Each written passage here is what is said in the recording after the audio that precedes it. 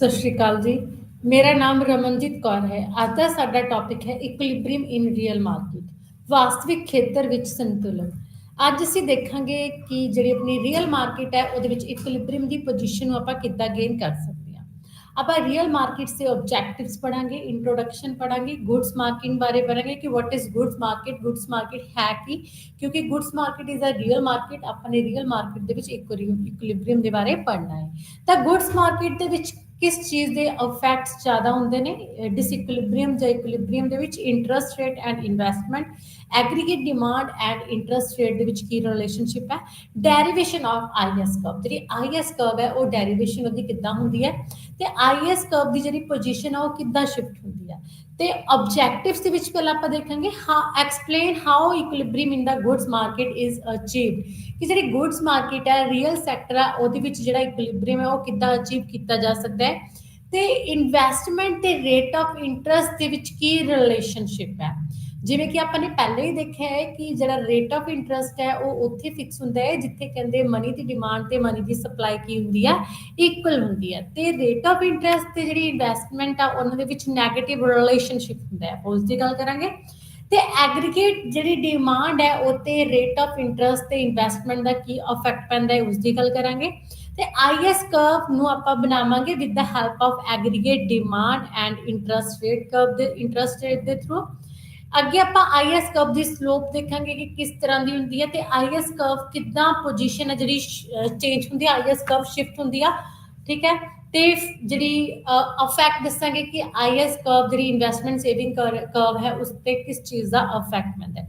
ਤਾਂ ਸਭ ਤੋਂ ਪਹਿਲਾਂ ਆਪਾਂ ਇੰਟਰੋਡਕਸ਼ਨ ਦੇਖ ਦਿੰਦੇ ਆ ਕਿ ਜਿਹੜੀ ਰੀਅਲ ਸੈਕਟਰ ਹੈ, ਗੁੱਡਸ ਮਾਰਕੀਟ ਹੈ, ਉਹ ਹੈ ਕੀ। ਜਿਵੇਂ ਕਿ ਆਪਾਂ ਨੇ ਪਹਿਲਾਂ ਦੇਖਿਆ ਸੀਗਾ ਕਿ ਜਿਹੜਾ ਇੰਟਰਸਟ ਰੇਟ ਸੀ, ਆਪਣੇ ਮਨੀ ਦੀ ਸਪਲਾਈ ਵਾਲਾ ਚੈਪਟਰ ਕੀਤਾ ਸੀਗਾ, ਕੇਨਜ਼ੀਅਨ ਦੇ ਥਰੂ ਦੇਖਿਆ ਸੀਗਾ, ਕਲਾਸੀਕਲ ਦੇ ਥਰੂ ਦੇਖਿਆ ਸੀਗਾ ਕਿ ਜਿਹੜਾ ਇੰਟਰਸਟ ਰੇਟ ਆ ਉਹ ਕਿੱਥੇ ਫਿਕਸ ਹੁੰਦਾ ਹੈ, ਬੈਂਕਸ ਦੇ ਥਰੂ, ਜਿੱਥੇ ਜਿਹੜੀ ਮਨੀ ਦੀ ਡਿਮਾਂਡ ਤੇ ਮਨੀ ਦੀ ਸਪਲਾਈ ਇਕੁਅਲ ਹੁੰਦੀ ਹੈ ਉੱਥੇ ਜਿਹੜਾ ਰੇਟ ਆਫ ਇੰਟਰਸਟ ਉਹ ਕੀ ਹੋਏਗਾ, ਤੈਅ ਹੋਏਗਾ। ਤੇ ਆਪਾਂ ਨੇ ਦੇਖਿਆ ਸੀਗਾ ਕਿ ਜਿਹੜੀ ਆਪਣੀ ਗੁੱਡਸ ਮਾਰਕੀਟ ਹੈ, ਰੀਅਲ ਮਾਰਕੀਟ ਹੈ, ਉਹਦੇ ਵਿੱਚ ਇਕੁਇਲਿਬ੍ਰੀਅਮ ਦੀ ਪੋਜੀਸ਼ਨ ਕਿੱਥੇ ਹੋਏਗੀ, ਜਿੱਥੇ ਐਗਰੀਗੇਟ ਡਿਮਾਂਡ ਐਗਰੀਗੇਟ ਸਪਲਾਈ ਦੇ ਇਕੁਅਲ ਹੋਏਗੀ। ਮੀਨਸ ਜਿੱਥੇ ਆਲ goods and services the demand ਕਹਿੰਦੇ ਆਲ goods and services the supply ਦੇ ਇਕੁਅਲ ਹੋਣਗੀਆਂ, ਉੱਥੇ ਕਹਿੰਦੇ ਕੀ ਹੋਏਗਾ, ਆਪਣੀ ਜਿਹੜੀ ਰੀਅਲ ਮਾਰਕੀਟ ਹੈ ਉੱਥੇ ਇਕੁਇਲਿਬ੍ਰੀਅਮ ਦੀ ਪੋਜੀਸ਼ਨ ਹੋਏਗੀ। ਦੂਸਰੀ ਤਰਫ ਕਹਿੰਦੇ ਇਕਨੋਮੀ ਦੇ ਵਿੱਚ, ਮੋਨੇਟਰੀ ਮਾਰਕੀਟ ਦੇ ਵਿੱਚ ਇਕੁਇਲਿਬ੍ਰੀਅਮ ਕਦੋਂ ਹੋਏਗਾ, ਜਦੋਂ ਕਹਿੰਦੇ ਜਿਹੜੀ ਮਨੀ ਦੀ ਸਪਲਾਈ ਤੇ ਮਨੀ ਦੀ ਡਿਮਾਂਡ ਇਕੁਅਲ ਹੋਏਗੀ ਤਾਂ ਮੋਨੇਟਰੀ ਮਾਰਕੀਟ ਦੇ ਵਿੱਚ ਇਕੁਇਲਿਬ੍ਰੀਅਮ ਹੋਏਗਾ। ਇਸ ਮੋਸਟਲੀ ਆਪਾਂ ਨੇ ਇਸ ਟੌਪਿਕਸ ਦੇ ਵਿੱਚ ਕੀ ਪੜ੍ਹਨਾ ਹੈ, ਆਈਐਸ ਤੇ ਐਲਐਮ ਕਰਵ। ਆਈਐਸ ਕਰਵਸ ਦੇ ਵਿੱਚ ਆਪਾਂ ਨੇ ਗੁੱਡਸ ਮਾਰਕੀਟ ਦੇ ਵਿੱਚ ਇਕੁਇਲਿਬ੍ਰੀਅਮ ਦੇ ਬਾਰੇ ਗੱਲ ਕਰਨੀ ਹੈ, ਐਂਡ ਜਿਹੜਾ ਆਪਣਾ ਐਲਐਮ ਕਰਵ ਹੈ ਉਸ ਦੇ ਵਿੱਚ ਆਪਾਂ ਨੇ ਮੋਨੇਟਰੀ ਮਾਰਕੀਟ ਦੇ ਵਿੱਚ ਜਿਹੜੀ ਇਕੁਇਲਿਬ੍ਰੀਅਮ ਦੀ ਗੱਲ ਕਰਾਂਗੇ। ਤਾਂ ਕੇਨਸ ਕੀ ਕਹਿੰਦਾ ਹੈ, according to Keynes there is the unemployment of resources in an economy and an increase in money supply results in decline in interest। ਤੁਹਾਨੂੰ ਪਤਾ ਹੈ ਕਿ ਕਹਿੰਦੇ ਆਪਣੀ ਹਰ ਇੱਕ ਜਿਹੜੀ ਇਕਨੋਮੀ ਉਹਦੇ ਵਿੱਚ ਅਨਇੰਪਲੋਇਮੈਂਟ ਦੀ ਸਿਚੁਏਸ਼ਨ ਪਾਈ ਜਾਂਦੀ ਹੈ। ਤਾਂ ਅਨਇੰਪਲੋਇਮੈਂਟ ਕਿਹੜੀ ਸਿਚੁਏਸ਼ਨ ਹੁੰਦੀ ਆ, ਜਦੋਂ ਕਹਿੰਦੇ ਜਿਹੜੇ ਕੁਝ ਪਰਸਨਸ ਹੁੰਦੇ ਨੇ, ਕੁਝ ਜਿਹੜੇ ਲੇਬਰ ਕਲਾਸ ਹੁੰਦੀ ਆ ਉਹ ਕੀ ਹੁੰਦੀ ਆ, ਅਨਇੰਪਲਾਇਡ ਹੁੰਦੀ ਆ। ਮਤਲਬ ਜਿਹੜੀ ਲੇਬਰ ਦੀ ਡਿਮਾਂਡ ਹੈ, ਲੇਬਰ ਦੀ ਸਪਲਾਈ ਤੋਂ ਘੱਟ ਹੁੰਦੀ ਹੈ। ਤਾਂ ਦਿਸ ਇਜ਼ ਅ ਅਨਇੰਪਲੋਇਮੈਂਟ। ਕਹਿੰਦੇ ਇਹਨੂੰ ਰਿਡਿਊਸ ਕਰਨ ਦੇ ਲਈ ਕਹਿੰਦੇ ਜਿਹੜੀ ਸਪਲਾਈ ਹੈ, ਆਪਾਂ ਮਨੀ ਦੀ ਸਪਲਾਈ ਇਨਕਰੀਜ਼ ਕਰਾਂਗੇ ਤਾਂ ਜੋ ਕਹਿੰਦੇ ਜਿਹੜਾ ਆਪਣਾ ਗੁੱਡਸ ਦੀ ਪ੍ਰੋਡਕਸ਼ਨ ਇਨਕਰੀਜ਼ ਹੋਵੇ ਤੇ ਇੰਪਲੋਇਮੈਂਟ ਇਨਕਰੀਜ਼ ਹੋਵੇ। ਉਹ ਉਦੋਂ ਹੀ ਹੋ ਸਕਦੀ ਆ ਆਪਣੀ ਮਨੀ ਦੀ ਸਪਲਾਈ ਇਨਕਰੀਜ਼ ਜਦੋਂ ਕਹਿੰਦੇ ਜਿਹੜਾ ਰੇਟ ਆਫ ਇੰਟਰਸਟ ਹੈ ਕੀ ਹੋਵੇ, ਘੱਟ ਹੋਵੇ। ਤਾਂ ਆਪਾਂ ਕਹਿ ਸਕਦੇ ਕਿ ਮਨੀ ਦੀ ਸਪਲਾਈ ਤੇ rate of interest the main ਜਿਹੜਾ ਹੈ ਇਫੈਕਟ ਪੈਂਦਾ ਹੈ। A decrease in interest rate result in increase in investment। ਹੁਣ ਦੇਖੋ ਜਿਹੜੀ ਪ੍ਰੋਡਕਸ਼ਨ ਹੈ, ਐਗਰੀਗੇਟ ਸਪਲਾਈ ਹੈ, ਆਪਾਂ ਨੇ ਰੀਅਲ ਮਾਰਕੀਟ ਦੇ ਵਿੱਚ ਐਗਰੀਗੇਟ ਸਪਲਾਈ ਤੇ ਐਗਰੀਗੇਟ ਡਿਮਾਂਡ ਦੀ ਗੱਲ ਕਰਨੀ ਆ। ਜਿਹੜੀ ਐਗਰੀਗੇਟ ਸਪਲਾਈ ਹੈ ਉਹ ਕਿਸ ਚੀਜ਼ ਤੇ ਡਿਪੈਂਡ ਕਰਦੀ ਹੈ, ਪ੍ਰੋਡਕਸ਼ਨ ਤੇ ਡਿਪੈਂਡ ਕਰਦੀ ਹੈ। ਤੇ ਪ੍ਰੋਡਕਸ਼ਨ ਹੈ ਜਿਹੜੀ ਉਹ ਕਿਸ ਚੀਜ਼ ਤੇ ਡਿਪੈਂਡ ਕਰਦੀ ਹੈ, ਇਨਵੈਸਟਮੈਂਟ ਤੇ ਡਿਪੈਂਡ ਕਰਦੀ ਆ, ਕੈਪੀਟਲ ਫਾਰਮੇਸ਼ਨ ਤੇ ਡਿਪੈਂਡ ਕਰਦੀ ਹੈ ਕਿ ਸਾਡੀ ਕੰਟਰੀ ਦੇ ਵਿੱਚ ਕਿੰਨੀ ਇਨਵੈਸਟਮੈਂਟ ਹੋ ਰਹੀ ਆ। ਤੇ ਜਿਹੜੀ ਇਨਵੈਸਟਮੈਂਟ ਆ ਉਹ ਕਿਸ ਚੀਜ਼ ਤੇ ਡਿਪੈਂਡ ਕਰਦੀ ਹੈ, ਉਹ ਸਪਲਾਈ ਆਫ ਮਨੀ ਤੇ ਡਿਪੈਂਡ ਕਰਦੀ ਹੈ। ਮੀਨਸ ਜਿਹੜਾ ਆਪਣਾ ਰੇਟ ਆਫ ਇੰਟਰਸਟ ਆ ਉਸ ਚੀਜ਼ ਤੇ ਡਿਪੈਂਡ ਕਰਦੀ ਆ। ਹੁਣ ਜਿਹੜਾ ਰੇਟ ਆਫ ਇੰਟਰਸਟ ਹੈ ਤੇ ਜਿਹੜੀ ਇਨਵੈਸਟਮੈਂਟ ਹੈ ਇਹਨਾਂ ਦੇ ਵਿੱਚ ਕੀ ਹੁੰਦਾ ਹੈ, ਇਨਵਰਸ ਰਿਲੇਸ਼ਨਸ਼ਿਪ ਹੁੰਦਾ ਹੈ। ਜਦੋਂ ਕਹਿੰਦੇ ਰੇਟ ਆਫ ਇੰਟਰਸਟ ਜਿਹੜਾ ਕਮਰਸ਼ੀਅਲ ਬੈਂਕਸ ਐਂਡ ਆਰਬੀਆਈ ਦੇ ਥਰੂ ਕੀ ਆ ਘੱਟ ਕੀਤਾ ਜਾਂਦਾ ਹੈ, ਤਾਂ ਮਨੀ ਦੀ ਸਪਲਾਈ ਜ਼ਿਆਦਾ ਹੁੰਦੀ ਹੈ, ਤਾਂ ਜਿਹਦੇ ਥਰੂ ਕੀ ਹੈ ਜਿਹੜੀ ਇਨਵੈਸਟਮੈਂਟ ਜ਼ਿਆਦਾ ਹੋਏਗੀ।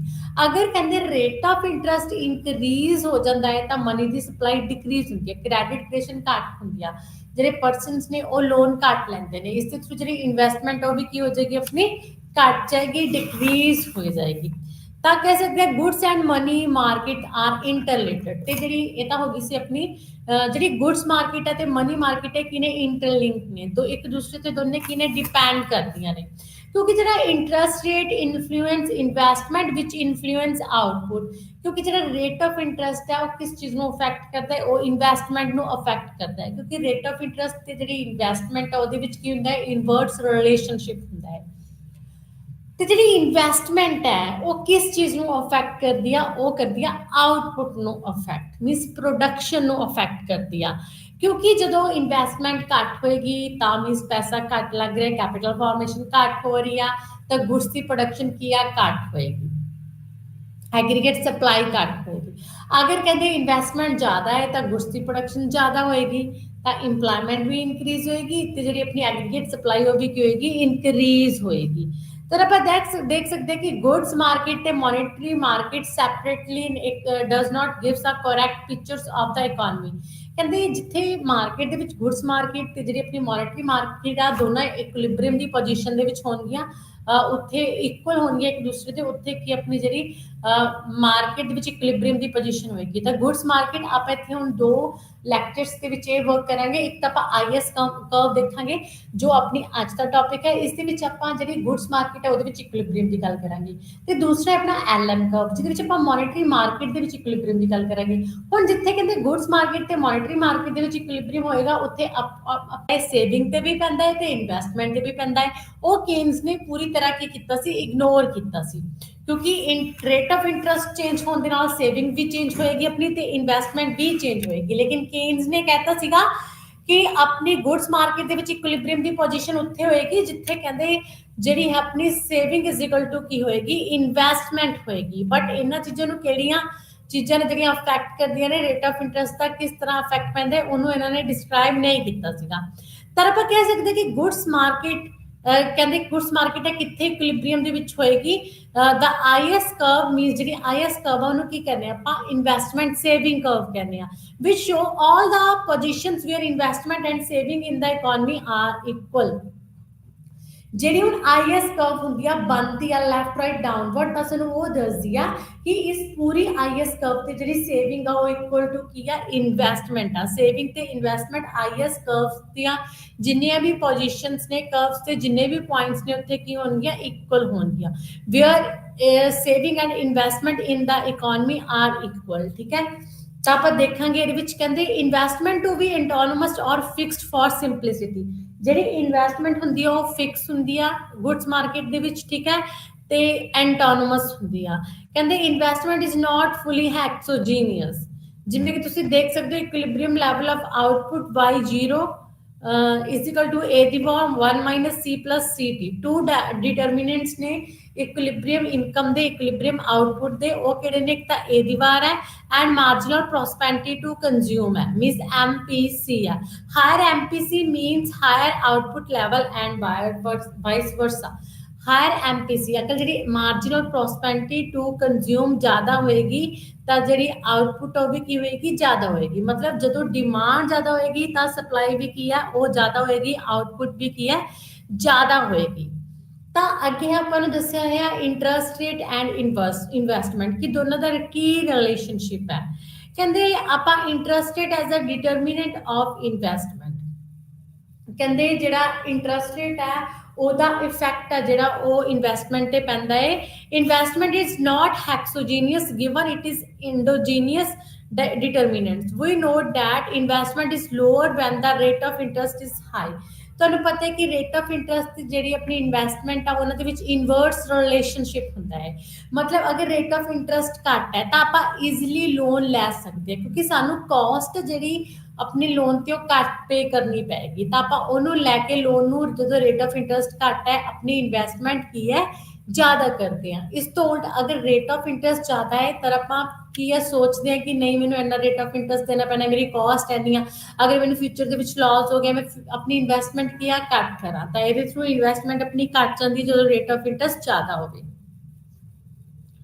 ਤੇ ਉਸ ਤੋਂ ਬਾਅਦ ਕਹਿੰਦੇ ਕੀ ਆ ਜਦੋਂ ਰੇਟ ਆਫ ਇੰਟਰਸਟ ਇਨਕਰੀਜ਼ ਹੁੰਦਾ ਤਾਂ ਬੋਰੋ ਕਾਸਟ ਹੈ ਜਿਹੜੀ ਆਪਣੀ ਮਨੀ ਦੀ ਉਹ ਇਨਕਰੀਜ਼ ਹੁੰਦੀ ਆ। ਕਹਿੰਦੇ if the rate of interest is high firms borrow less which results in lower investments on the similar logic if the rate of interest is lower firms will borrow more which would result in higher investment।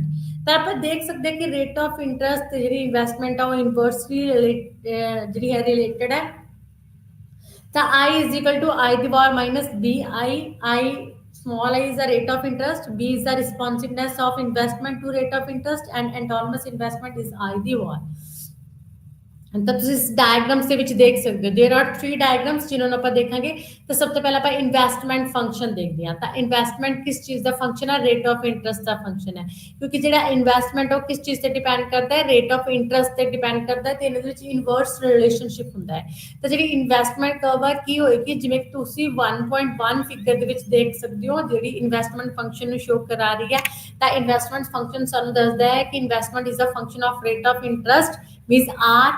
ਤੇ ਜਦੋਂ ਕਹਿੰਦੇ rate of interest ਜਿਹੜੀ ਆਪਣੀ investment ਆ ਉਹਦੇ ਵਿੱਚ ਕੀ ਹੈ inverse relationship ਹੋਏਗਾ। ਅਗਰ ਰੇਟ ਆਫ ਇੰਟਰਸਟ ਇਨਕਰੀਜ਼ ਹੋਏਗਾ ਤਾਂ ਇਨਵੈਸਟਮੈਂਟ ਡਿਕਰੀਜ਼ ਹੋਏਗੀ, ਅਗਰ ਰੇਟ ਆਫ ਇੰਟਰਸਟ ਡਿਕਰੀਜ਼ ਹੋਏਗਾ ਤਾਂ ਇਨਵੈਸਟਮੈਂਟ ਇਨਕਰੀਜ਼ ਹੋਏਗੀ। ਤਾਂ ਜਿਹੜੀ ਆਪਣੀ ਇਨਵੈਸਟਮੈਂਟ ਕਰਵ ਉਹ ਕੀ ਹੈ ਲੈਫਟ ਰਾਈਟ ਡਾਊਨਵਰਡ ਹੈ, ਜੋ ਸਾਨੂੰ ਇਨਵਰਸ ਰਿਲੇਸ਼ਨਸ਼ਿਪ ਦਿਖਾ ਰਹੀ ਹੈ between the rate of interest and investment. First diagram ਦੇ ਵਿੱਚ ਜਿਵੇਂ ਜਿਵੇਂ ਆਪਣੀ ਇਨਵੈਸਟਮੈਂਟ ਕਰਦੀ ਜਾ ਰਹੀ ਹੈ, ਜਿਵੇਂ ਜਿਵੇਂ ਆਪਣਾ ਰੇਟ ਆਫ ਇੰਟਰਸਟ ਕਰਦਾ ਜਾ ਰਿਹਾ ਉਵੇਂ ਉਵੇਂ ਆਪਣੀ ਇਨਵੈਸਟਮੈਂਟ ਕੀ ਆ ਵੱਧਦੀ ਜਾ ਰਹੀ ਹੈ। ਤਦੇ ਆਪਣੀ ਜਿਹੜੀ ਇਨਵੈਸਟਮੈਂਟ ਕਰਵ ਹੈ that is a left right downward.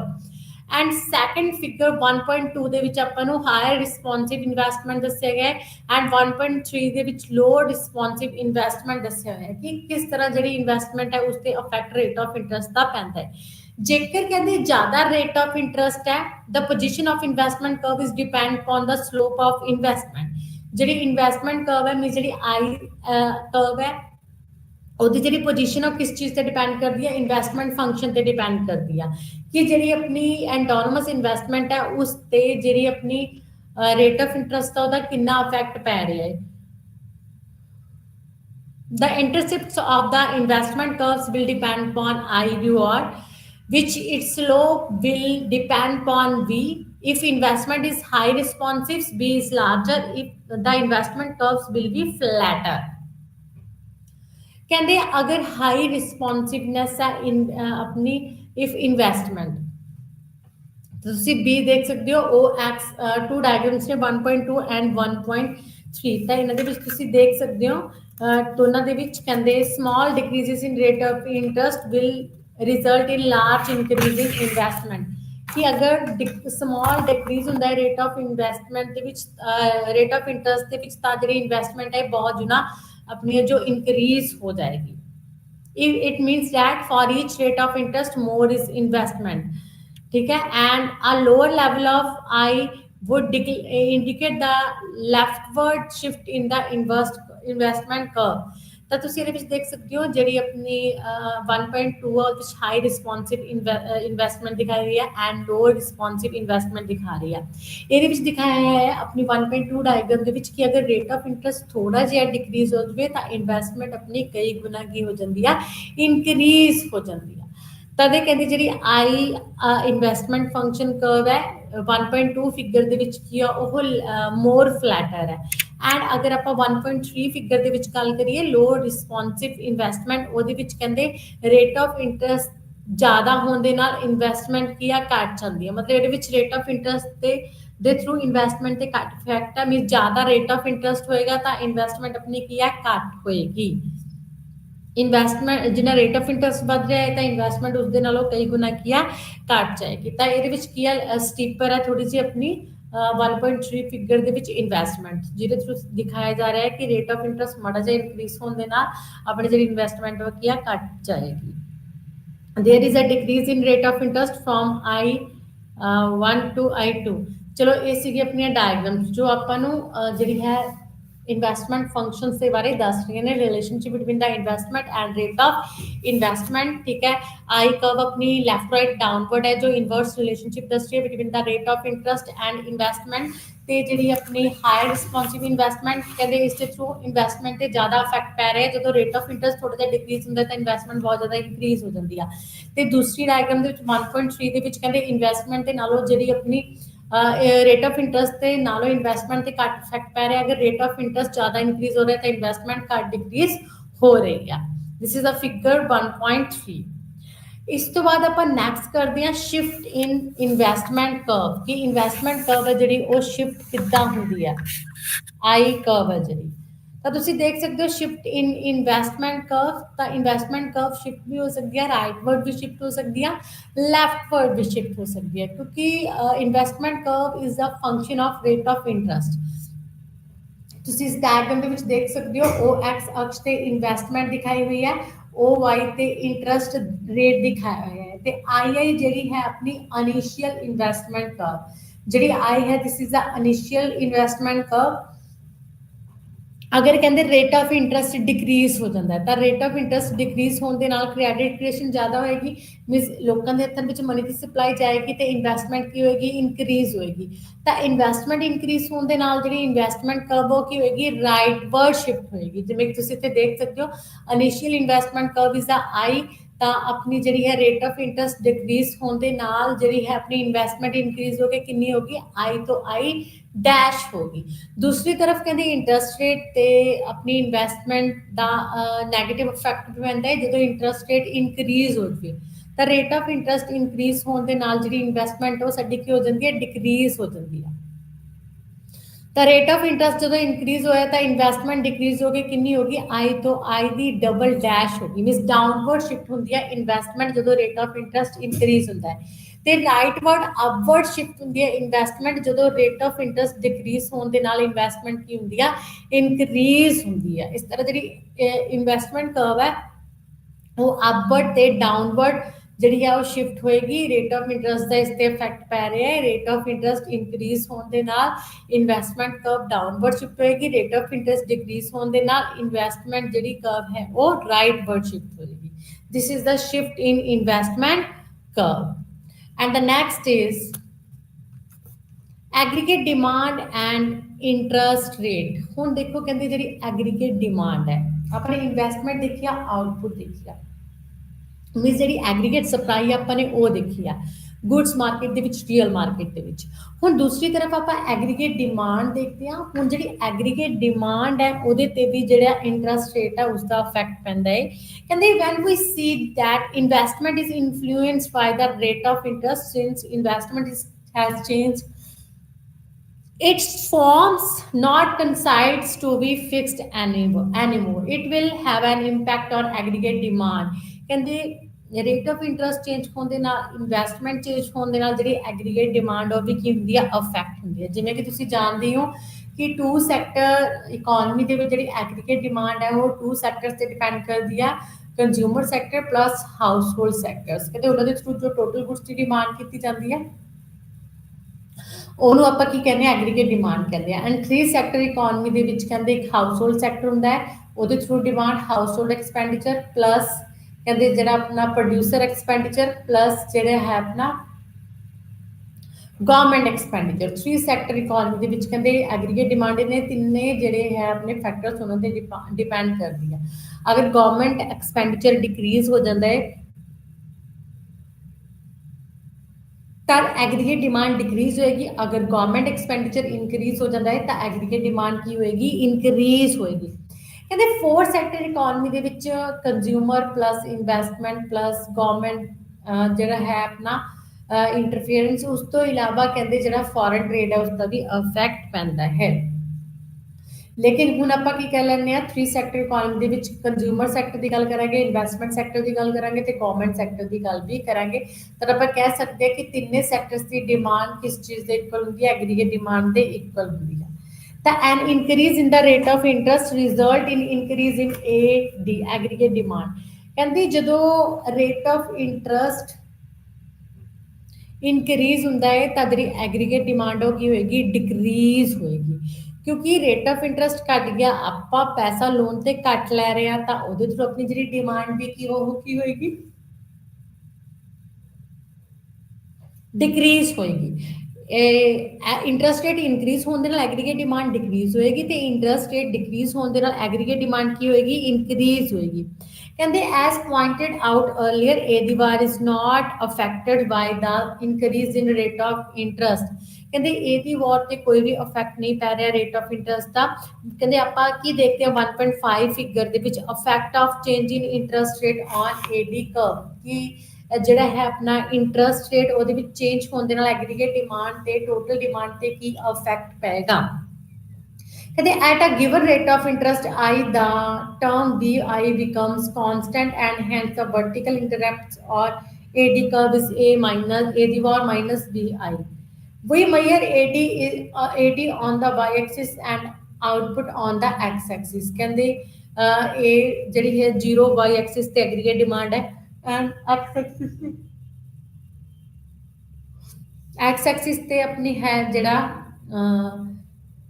Aggregate income and output है। ठीक है, तो ਅਸੀਂ देख सकते हैं वाई एक्सिस ਤੇ aggregate demand and output on x axis. in this diagrams we depict an impact on the shift in AD curves। ਕਹਿੰਦੇ ਇਹਦੇ ਵਿੱਚ ਕੀ ਐਗਰੀਗੇਟ ਡਿਮਾਂਡ ਕਰਵ ਆਪਣੀ ਸ਼ਿਫਟ ਹੋ ਰਹੀ ਹੈ, ਉਹਦਾ ਰੀਜ਼ਨ ਕੀ ਹੈ ਸ਼ਿਫਟ ਹੋਣ ਦਾ, ਤਾਂ ਐਗਰੀਗੇਟ ਡਿਮਾਂਡ ਸ਼ਿਫਟ ਹੋਣ ਦੇ ਨਾਲ ਜਿਹੜਾ ਆਪਣਾ ਇਕੁਇਲਿਬ੍ਰੀਅਮ ਦੀ ਪੋਜੀਸ਼ਨ ਉਹ ਵੀ ਕੀ ਹੈ ਚੇਂਜ ਹੋ ਜਾਂਦੀ ਆ। ਤੁਹਾਨੂੰ ਪਤਾ ਹੈ ਕਿ ਰੀਅਲ ਮਾਰਕੀਟ ਦੇ ਵਿੱਚ ਇਕੁਇਲਿਬ੍ਰੀਅਮ ਦੀ ਪੋਜੀਸ਼ਨ ਉੱਥੇ ਹੋਏਗੀ ਜਿੱਥੇ ਕਹਿੰਦੇ ਆਲ goods and services the demand equal to ਕੀ ਹੋਏਗੀ, ਸਪਲਾਈ ਹੋਏਗੀ। ਜਦੋਂ ਐਗਰੀਗੇਟ ਡਿਮਾਂਡ ਚੇਂਜ ਹੋਏਗੀ ਤਾਂ ਜਿਹੜੀ ਆਪਣੀ ਇਕੁਇਲਿਬ੍ਰੀਅਮ ਦੀ ਪੋਜੀਸ਼ਨ ਉਹ ਵੀ ਕੀ ਹੋਏਗੀ, ਚੇਂਜ ਹੋਏਗੀ। ਏਡੀ ਕਰਵ ਉੱਪਰ ਵੀ ਸ਼ਿਫਟ ਹੋ ਸਕਦੀ ਹੈ, ਏਡੀ ਕਰਵ नीचे भी शिफ्ट हो सकती है। तो एग्रीगेट डिमांड कर्व किहड़ी अपनी AD1 इनिशियल जी एग्रीगेट डिमांड कर्व है AD1 is equal to A the power plus CY minus BI1। उस तो बाद when the there are of interest here the intercept of aggregate curve is A the power minus BI1, the equilibrium is at a point E1, equilibrium output is Y1। कहते initially ਜਿਹੜੀ initially demand curve है that is a AD1 जो किस चीज equal है A ਦੀ ਵਾਰ plus CY minus BI1। ਤੇ ਜਿਹੜਾ ਆਪਣਾ ਹੈ ਆਊਟਪੁੱਟ ਐਗਰੀਗੇਟ ਡਿਮਾਂਡ ਹੈ ਜਿਹੜੀ ਆਪਣੀ ਉਹ ਜਿਹੜੀ ਆਪਣੇ y ਐਕਸਿਸ ਤੇ ਲਿੱਤੀ ਹੋਈ ਹੈ ਉਹ A ਦੀ ਵਾਰ ਮਾਈਨਸ BI1 ਹੈ। ਉਸ ਤੋਂ ਬਾਅਦ when the rate of interest is I1, ठीक है, where here the intercept of the AD curve is A the power minus BI1, the equilibrium is E1। Suppose there is a decrease in rate of interest I1 to I2। ਕਹਿੰਦੇ suppose ਕਿ ਜਿਹੜਾ rate of interest ਆਪਣਾ ਕੀ ਹੋ ਗਿਆ, decrease ਹੋ ਗਿਆ, I1 ਤੋਂ I2 ਹੋ ਗਿਆ, ਤਾਂ ਉਹਦੇ ਵਿੱਚ decrease ਹੋਣ ਦੇ ਥਰੂ ਕੀ ਹੋਏਗਾ, ਆਪਣੀ ਜਿਹੜੀ ਐਗਰੀਗੇਟ ਡਿਮਾਂਡ ਆ ਉਹ ਇਨਕਰੀਜ਼ ਹੋ ਜਾਏਗੀ ਕਿਉਂਕਿ ਜਿਹੜਾ ਕੰਜ਼ੰਪਸ਼ਨ ਐਕਸਪੈਂਡੀਚਰ ਹੈ, ਇਨਵੈਸਟਮੈਂਟ ਐਕਸਪੈਂਡੀਚਰ ਹੈ ਉਹ ਕੀ ਹੋਏਗਾ ਆਪਣਾ इंक्रीज होएगा, जिदे थ्रू एग्रीगेट डिमांड अपनी की चले जाएगी, अपवर्ड शिफ्ट हो जाएगी, एग्रीगेट डिमांड इंक्रीज हो जाएगी। तो ये देख सकते हो कि rate of interest in decrease होने एग्रीगेट डिमांड इंक्रीज होगी। इनिशियली कहते जी अपनी सप्लाई कर्व है that is a Y is equal to AD जो ओरिजिन तो स्टार्ट हो रही है 45 डिग्री एंगल तो स्टार्ट हो रही है। This is the output curve, supply curve और इनकम कर्व भी हम कह सकते हैं। तो AD1 this is aggregate demand curve जी AD1 है अपनी वो वाई कर्व E1 पॉइंट से कट कर रही है। E1 is the equilibrium point.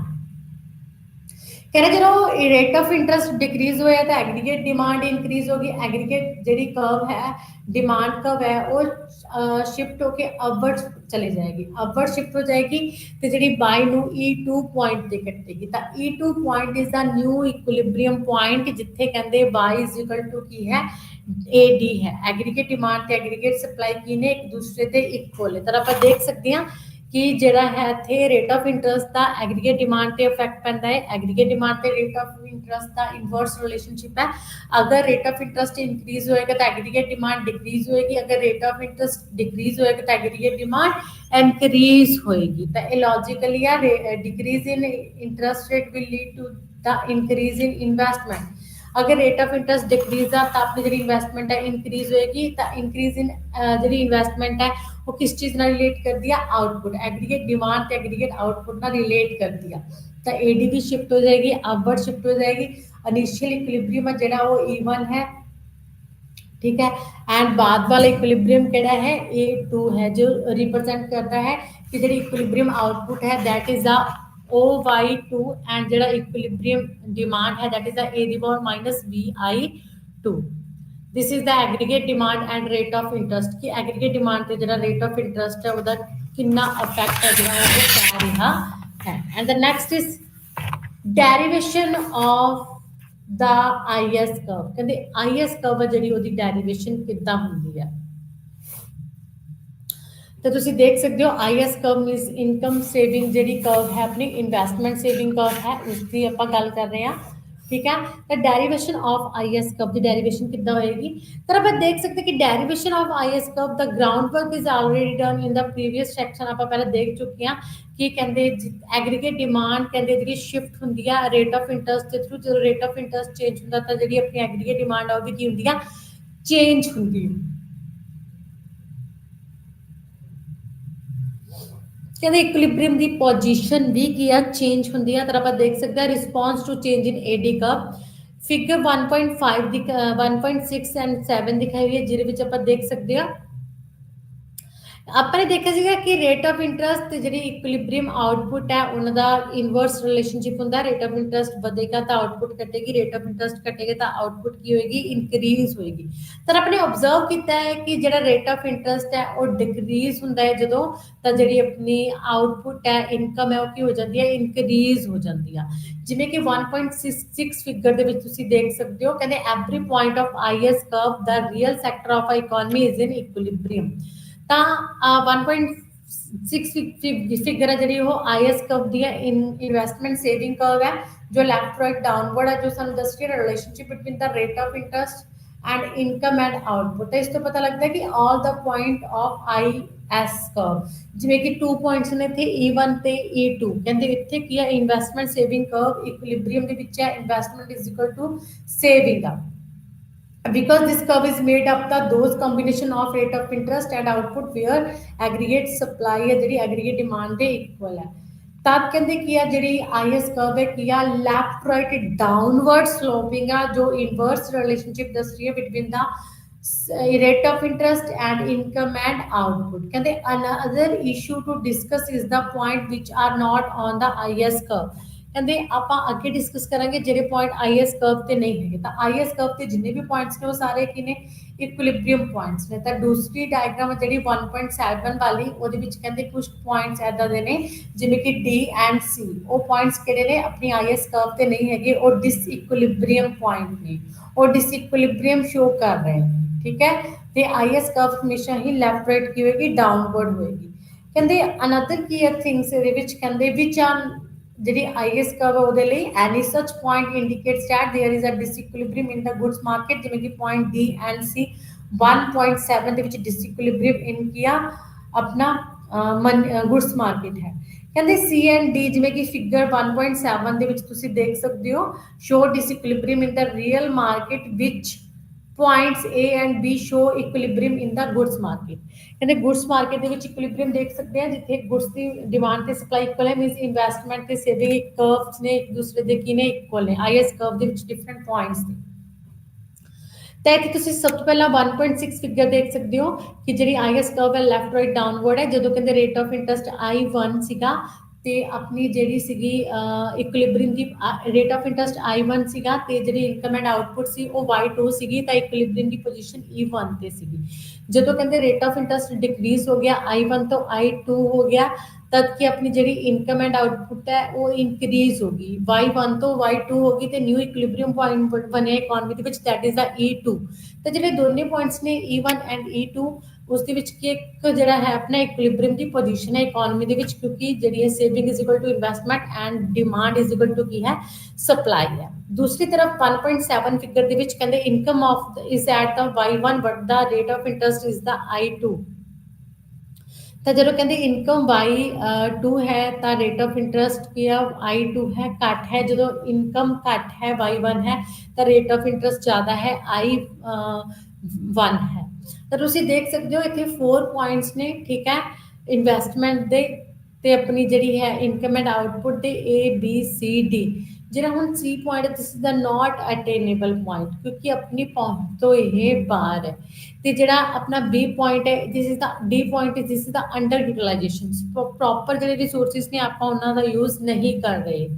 ਠੀਕ ਹੈ, ਤਦ ਕਹਿੰਦੇ ਜਿਹੜਾ ਆਪਣਾ ਏ ਬੀ ਪੁਆਇੰਟ ਹੈ this is the equilibrium point ਕਿਉਂਕਿ ए पॉइंट भी इक्विलिब्रियम पॉइंट है एंड बी पॉइंट भी इक्विलिब्रियम पॉइंट है। ए पॉइंट ਤੇ ਜਿਹੜੀ ਇਕੁਲਿਬਰੀਅਮ ਰੇਟ ਆਫ ਇੰਟਰਸਟ ਹੈ that is a I1 and equilibrium ਜਿਹੜੀ ਇਨਕਮ ਆਊਟਪੁੱਟ ਹੈ that is a Y1। ਤੇ ਉਸ ਤੋਂ ਬਾਅਦ ਬੀ ਪੁਆਇੰਟ ਤੇ ਤੁਸੀਂ ਦੇਖ ਸਕਦੇ ਹੋ ਜਦੋਂ ਰੇਟ ਆਫ ਇੰਟਰਸਟ ਘਟਿਆ ਤਾਂ ਜਿਹੜੇ ਹੈ ਆਪਣਾ ਇਨਕਮ ਐਂਡ ਆਊਟਪੁੱਟ ਇਨਕਰੀਜ਼ ਹੋ ਕੇ Y1 ਤੋਂ ਕਿੰਨੀ ਹੋਗੀ Y2 ਹੋਗੀ। ਬੀ ਪੁਆਇੰਟ ਤਬ B is a new point of equilibrium the b point ਤੇ ਵੀ ਆਪਣੀ equilibrium ਦੀ position ਹੈ ਜਿੱਥੇ y2 income and i2 ਕੀ ਆ rate of interest ਹੈ। this is the derivation of is curve and ਉਸ ਤੋਂ ਬਾਅਦ ਤੁਸੀਂ ਦੇਖ ਸਕਦੇ ਹੋ slope of is curve ਜਿਹੜੀ is curve ਹੈ ਉਹਦੀ slope ਕਿੱਦਾਂ ਦੀ ਹੁੰਦੀ ਆ। ਕਹਿੰਦੇ equations for the slope of is curve and the equation for the is curve by using the goods and market equilibrium conditions we know that equilibrium is achieved when y is equal to ad ਤਾਂ ਇਕੁਇਲਿਬਰੀਅਮ classical ਸੇ ਕੇਨ ਸੇ through ਵੀ ਉਦੋਂ ਹੀ achieve ਕੀਤਾ ਜਾਂਦਾ ਸੀ ਜਦੋਂ aggregate demand aggregate supply ਦੇ ਕੀ ਹੁੰਦੀ ਸੀ equal ਹੁੰਦੀ ਸੀ।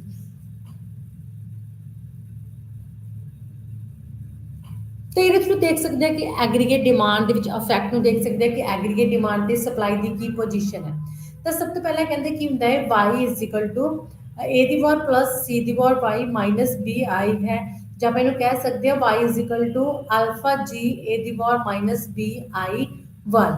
तो इतने कहते इक्वेशन टू इक्वेशन दसिया हुई दिखाई हुई ने अपन अबव एंड डाउन कहते आई एस इक्वेशन दिखाई हुई अपन the slope of is curve is defined as the rate of interest in income due to change in interest rate कि investment कितना change होगी interest rate ਦੇ change होने ਦੇ ਨਾਲ the slope of is curve is given as y change in income is the change in delta y divided by change in I rate of interest when delta represent the small change in variations the slope is often is curve is minus b dot a alpha कहते you who are familiar with identical calculus can see that we takes deviations 1.3 figure ਤੁਸੀਂ ਦੇ ਸਕਦੇ ਹੋ suppose there is a certain decrease in rate of interest ਕਹਿੰਦੇ rate of interest ਦੇ ਵਿੱਚ ਜਦੋਂ decrease ਹੋ ਜਾਂਦਾ ਹੈ b is relatively larger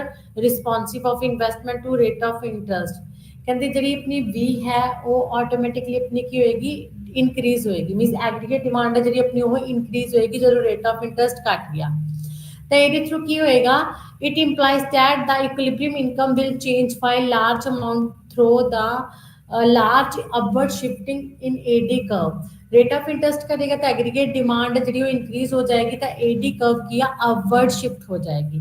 दूसरी तरफ कहते when B is relatively small responsiveness of investment to interest rate is low the leads to the steeper IS curve कहते IS की स्टीपर होएगी जो रेट ऑफ इंटरेस्ट घट होएगा एग्रीगेट डिमांड घट ज़्यादा होएगी रेट ऑफ इंटरेस्ट घट होएगा तो एडी कर्व की स्टीपर होएगी। तो तुसी देख सकते हो 1.8 फिगर देख सकते हो we represent the effect of multiplier alpha g on the IS curve we know that alpha g depends upon managerial prosperity to consume see the word कहते two different values ने MPC दियां such as see the word dash greater than see the word dash we know that see the word will produce a steeper AD curves कहते जी सी दी war dash है वो की है steeper AD curve है लेकिन जी दूसरी है सी दी वॉर है only this is the flatter AD curve कहते जी the an amount of I1 mean ji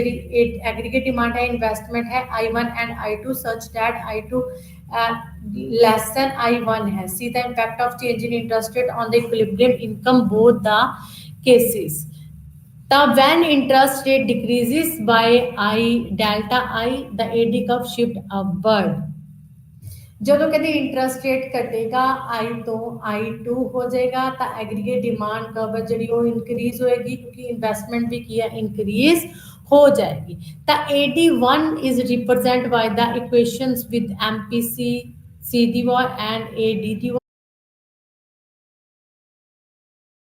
through ਹੈ, ਰੇਟ ਆਫ ਇੰਟਰਸਟ ਦੇ ਥਰੂ ਹੈ। ਰੇਟ ਆਫ ਇੰਟਰਸਟ ਘਟਣ ਦੇ ਨਾਲ ਜਿਹੜੀ ਹੈ ਸਾਡੀ ਇਨਕਮ ਐਂਡ ਆਊਟਪੁੱਟ ਵੀ ਇਨਕਰੀਜ਼ ਹੋਏਗੀ ਤੇ ਆਈਐਸ ਕਰਵ ਵੀ ਰਾਈਟਵਰਡ ਸ਼ਿਫਟ ਹੋਏਗੀ।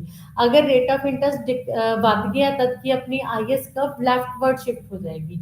ठीक है, क्योंकि इन्वेस्टमेंट घट जाएगी तो प्रोडक्शन भी की है डिक्रीज हो जाएगी। This is the slope of IS curve. And the next is positions of the IS curve कि आईएस कर्व ਜਿਹੜੀ ਇਹਦੀਆਂ ਪੋਜੀਸ਼ਨਸ ਕੀ ਹੋਣਗੀਆਂ। ਤਾਂ ਸਭ ਤੋਂ ਪਹਿਲਾਂ ਤੁਸੀਂ ਦੇਖ ਸਕਦੇ ਹੋ ਕਿ ਜਿਹੜਾ ਆਪਾਂ slope of the IS curve ਤੁਸੀਂ ਦੇਖ ਸਕਦੇ ਹੋ ਜਿਹੜੀ ਲੈਫਟ ਰਾਈਟ ਕੀ ਹੈ ਡਾਊਨਵਰਡ ਹੈ। ਕਹਿੰਦੇ position of the IS curves in other words should be in the position of identify the factor and determine the position of IC curve ਕਿ IC curve ਨੂੰ IS curve ਨੂੰ ਕਿਹੜੇ ਕਿਹੜੇ ਜਿਹੜੇ factors ਨੇ ਚੇਂਜ ਕਰਦੇ ਨੇ। ਜਿਵੇਂ ਕਿ ਆਪਾਂ ਨੂੰ ਪਤਾ ਹੀ ਹੈ ਕਿ ਸਲੋਪ ਆਫ IS curve ਨੂੰ ਚੇਂਜ ਕਰਨ ਦੀ ਕਾਫੀ ਜਿਹੜੇ ਫੈਕਟਰਸ ਨੇ ਰਿਸਪੌਂਸਿਬਲ ਨੇ। ਕਹਿੰਦੇ ਏ ਦੀ ਵਾਰ ਵਿਚ play an important role of IS curve formation. ਕਹਿੰਦੇ ਇੰਡੋਰਮਸ ਇਨਵੈਸਟਮੈਂਟ ਜਿਹੜਾ ਉਹ ਮੇਨ ਰੋਲ ਪਲੇ ਕਰਦੀ ਹੈ ਜਿਹੜੀ ਆਈਐਸ ਕਰਵ ਵਿੱਚ ਸ਼ਿਫਟ ਹੋਣ ਦੇ ਲਈ। ਤਾਂ it leads with the shift in aggregate demand curve and hence show an impact on the position of the IS curve। ਕਹਿੰਦੇ ਐਗਰੀਗੇਟ ਡਿਮਾਂਡ ਚੇਂਜ ਹੁੰਦੀ ਹੈ ਰੇਟ ਆਫ ਇੰਟਰਸਟ ਚੇਂਜ ਹੋਣ ਦੇ ਥਰੂ, ਏ ਦੀ ਵਾਰ ਚੇਂਜ ਹੁੰਦੀ ਹੈ ਜਿਹਦੇ ਥਰੂ ਐਗਰੀਗੇਟ ਡਿਮਾਂਡ ਚੇਂਜ ਹੋਏਗੀ, ਜਿਹਦੇ ਥਰੂ ਜਿਹੜੀ ਆਪਣੀ ਆਈਐਸ ਕਰਵ ਵੀ ਕੀ ਹੋਏਗੀ ਸ਼ਿਫਟ ਹੋਏਗੀ। ਆਈਐਸ ਕਰਵ ਦੇ ਵਿੱਚ ਇਕੁਇਲਿਬਰੀਅਮ ਦੇ ਵਿੱਚ ਵੀ ਚੇਂਜ ਹੋਏਗਾ।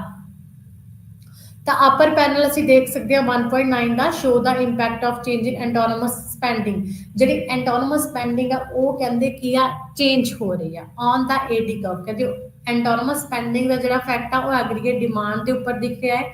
ਚੇਂਜ ਇਨ ਐਗਰੀਗੇਟ ਡਿਮਾਂਡ ਦੇਖ ਰਿਹਾ ਤੁਸੀਂ ਦੇਖ ਸਕਦੇ ਹੋ ਜਿਹੜੀ ਉੱਪਰ ਵਾਲੀ ਡਾਇਗਰਾਮ ਹੈ 1.9 ਦੀ ਉਹ ਸਾਨੂੰ ਕੀ ਸ਼ੋ ਕਰ ਰਹੀ ਹੈ ਐਗਰੀਗੇਟ ਡਿਮਾਂਡ ਦੇ ਵਿੱਚ ਚੇਂਜ ਆ ਜੋ ਸਾਨੂੰ ਸ਼ੋ ਕਰ ਰਹੀ ਆ। ਤਾਂ ਉੱਪਰ ਵਾਲੀ ਡਾਇਗਰਾਮ ਦੇ ਵਿੱਚ ਉਹ ਵਾਈ ਐਕਸਿਸ ਤੇ ਇਨਕਮ ਐਂਡ ਆਊਟਪੁੱਟ ਲਿੱਤੀ ਹੋਈ ਹੈ, ਉਹ ਐਕਸ ਐਕਸਿਸ ਤੇ ਐਗਰੀਗੇਟ ਡਿਮਾਂਡ ਲਿੱਤੀ ਹੋਈ ਹੈ। ਐਗਰੀਗੇਟ ਜਿਹੜੀ ਡਿਮਾਂਡ ਮੀਨਸ ਜਿਹੜੀ ਆਪਣੀ ਸਪਲਾਈ ਕਰਵ ਹੈ ਇਜ਼ ਇਕੁਅਲ ਟੂ ਵਾਈ ਹੈ ਨਾ, ਇਨਕਮ ਕਰਵ ਹੈ ਆਪਣੀ ਐਗਰੀਗੇਟ ਸਪਲਾਈ ਕਰਵ ਹੈ। ਤਾਂ ਇਨੀਸ਼ੀਅਲੀ ਕਹਿੰਦੇ ਜਿਹੜੀ ਐਗਰੀਗੇਟ ਡਿਮਾਂਡ ਕਰਵ ਹੈ ਦੈਟ ਇਜ਼ ਆ AD1 ਇਜ਼ ਆ ਇਨੀਸ਼ੀਅਲੀ ਐਗਰੀਗੇਟ ਡਿਮਾਂਡ ਕਰਵ। ਤਾਂ ਉਦੋਂ ਕਹਿੰਦੇ ਕੀ ਆ E1 ਪੁਆਇੰਟ ਤੇ ਇਕਨੋਮੀ ਦੇ ਵਿੱਚ ਇਕੁਇਲਿਬਰੀਅਮ ਹੈ, ਆਪਣੀ ਗੁੱਡਸ ਮਾਰਕੀਟ ਦੇ ਵਿੱਚ ਇਕੁਇਲਿਬਰੀਅਮ ਹੈ ਕਿਉਂਕਿ ਜਿਹੜੀ ਇਕੁਇਲਿਬਰੀਅਮ ਆਊਟਪੁੱਟ ਹੈ ਦੈਟ ਇਜ਼ ਆ OY1 ਐਂਡ ਜਿਹੜੀ ਐਗਰੀਗੇਟ ਡਿਮਾਂਡ ਹੈ ਇਨਵੈਸਟਮੈਂਟ ਹੈ ਦੈਟ ਇਜ਼ ਆ A ਦੀ ਵਾਰ। ਉਸ ਤੋਂ ਬਾਅਦ ਕਹਿੰਦੇ ਅਗਰ ਰੇਟ ਆਫ ਇੰਟਰਸਟ ਡਿਕਰੀਜ਼ ਹੋ ਗਿਆ ਤਾਂ ਰੇਟ ਆਫ ਇੰਟਰਸਟ ਡਿਕਰੀਜ਼ ਹੋਣ ਦੇ ਨਾਲ ਜਿਹੜੀ ਐਂਟੋਨਮਸ ਸਪੈਂਡਿੰਗ ਉਹ ਇਨਕਰੀਜ਼ ਹੋ ਜਾਏਗੀ। ਐਂਟੋਨਮਸ ਸਪੈਂਡਿੰਗਸ ਏ ਦੀ ਵਾਰ 1 ਤੋਂ ਇਨਕਰੀਜ਼ ਹੋ ਕੇ ਕਿੰਨੀ ਹੋ ਜਾਏਗੀ ਏ ਦੀ ਵਾਰ 2 ਹੋ ਜਾਏਗੀ, ਜਿਹਦੇ ਨਾਲ ਕੀ ਆ ਆਪਣੀ ਐਗਰੀਗੇਟ ਡਿਮਾਂਡ ਕਬ ਹੈ ਉਹ ਇਨਕਰੀਜ਼ ਹੋ ਜਾਏਗੀ। ਐਗਰੀਗੇਟ ਡਿਮਾਂਡ ਇਨਕਰੀਜ਼ ਹੋ ਕੇ ਆਪਣੀ ਜਿਹੜੀ ਏਡੀ ਕਬ ਹੈ ਉਹ ਅਪਵਰਡ ਸ਼ਿਫਟ ਹੋ ਜਾਏਗੀ, AD1 ਤੋਂ AD2 ਤੇ ਸ਼ਿਫਟ ਹੋ ਜਾਏਗੀ। ਤਾਂ ਉਹ ਜਿਹੜੀ ਆਪਣੀ ਸਪਲਾਈ ਕਰਵ ਹੈ ਉਹਨੂੰ ਨਿਊ ਪੁਆਇੰਟ ਤੇ E2 ਤੇ ਕੱਟ ਕਰੇਗੀ ਤਾਂ E2 is a new equilibrium point.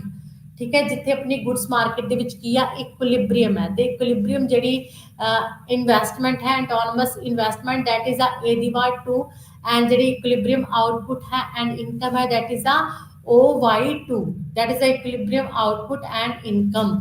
ਤਾਂ ਸਾਨੂੰ ਇਸ ਤੋਂ ਇਹ ਪਤਾ ਲੱਗਦਾ ਹੈ ਕਿ ਜਿਵੇਂ ਹੀ ਇਨਵੈਸਟਮੈਂਟ ਡਿਕਰੀਜ਼ ਐਂਟੋਨਮਸ ਸਪੈਂਡਿੰਗ ਜਿਵੇਂ ਹੀ rate of interest decrease autonomous investment increase ਜਿਹਦੇ ਥਰੂ ਐਗਰੀਗੇਟ ਡਿਮਾਂਡ ਵੀ ਇਨਕਰੀਜ਼ ਹੋਏਗੀ ਤੇ ਆਪਣੀ ਇਕੋਨਮੀ ਵੀ ਇਕੁਇਲਿਬਰੀਅਮ ਦੇ ਵਿੱਚ ਆਏਗੀ, ਨਿਊ ਇਕੁਇਲਿਬਰੀਅਮ ਬਣੇਗਾ E ਤੋਂ E2 ਐਂਡ ਜਿਹੜੀ ਆਪਣੀ ਇਕੁਇਲਿਬਰੀਅਮ ਇਨਕਮ ਐਂਡ ਆਊਟਪੁੱਟ ਉਹ ਵੀ ਕੀ ਹੋਏਗੀ ਇਨਕਰੀਜ਼ ਹੋਏਗੀ। ਇਨਵੈਸਟਮੈਂਟ ਇਨਕਰੀਜ਼ ਹੋਣ ਦੇ ਨਾਲ ਤੇ ਐਗਰੀਗੇਟ ਡਿਮਾਂਡ ਇਨਕਰੀਜ਼ ਹੋਣ ਦੇ ਨਾਲ। ਤੇ ਨੀਚੇ ਵਾਲੀ ਡਾਇਗਰਾਮ ਸਾਨੂੰ ਸ਼ਿਫਟ ਇਨ ਆਈਐਸ ਕਰਵ ਦੱਸ ਰਹੀ ਹੈ ਕਿ ਜਦੋਂ ਰੇਟ ਆਫ ਇੰਟਰਸਟ ਕੀ ਹੈ I1 ਹੈ ਤੇ ਜਿਹੜੀ ਸਾਡੀ ਐਂਟੋਨਮਸ ਇਨਵੈਸਟਮੈਂਟ ਆ ਉਹ ਇਨਕਰੀਜ਼ ਹੋਗੀ, ਉਹਦੇ ਥਰੂ ਐਗਰੀਗੇਟ ਡਿਮਾਂਡ ਇਨਕਰੀਜ਼ ਹੋਗੀ ਤਾਂ ਆਈਐਸ ਕਰਵ ਵੀ ਕੀ ਆ ਰਾਈਟਵਰਡ ਮੀਨਸ ਅਪਵਰਡ ਸ਼ਿਫਟ ਹੋਏਗੀ ਜਿਵੇਂ ਕਿ ਤੁਸੀਂ ਇਸ ਡਾਇਗਰਾਮ ਦੇ ਵਿੱਚ ਦੇਖ ਸਕਦੇ ਹੋ।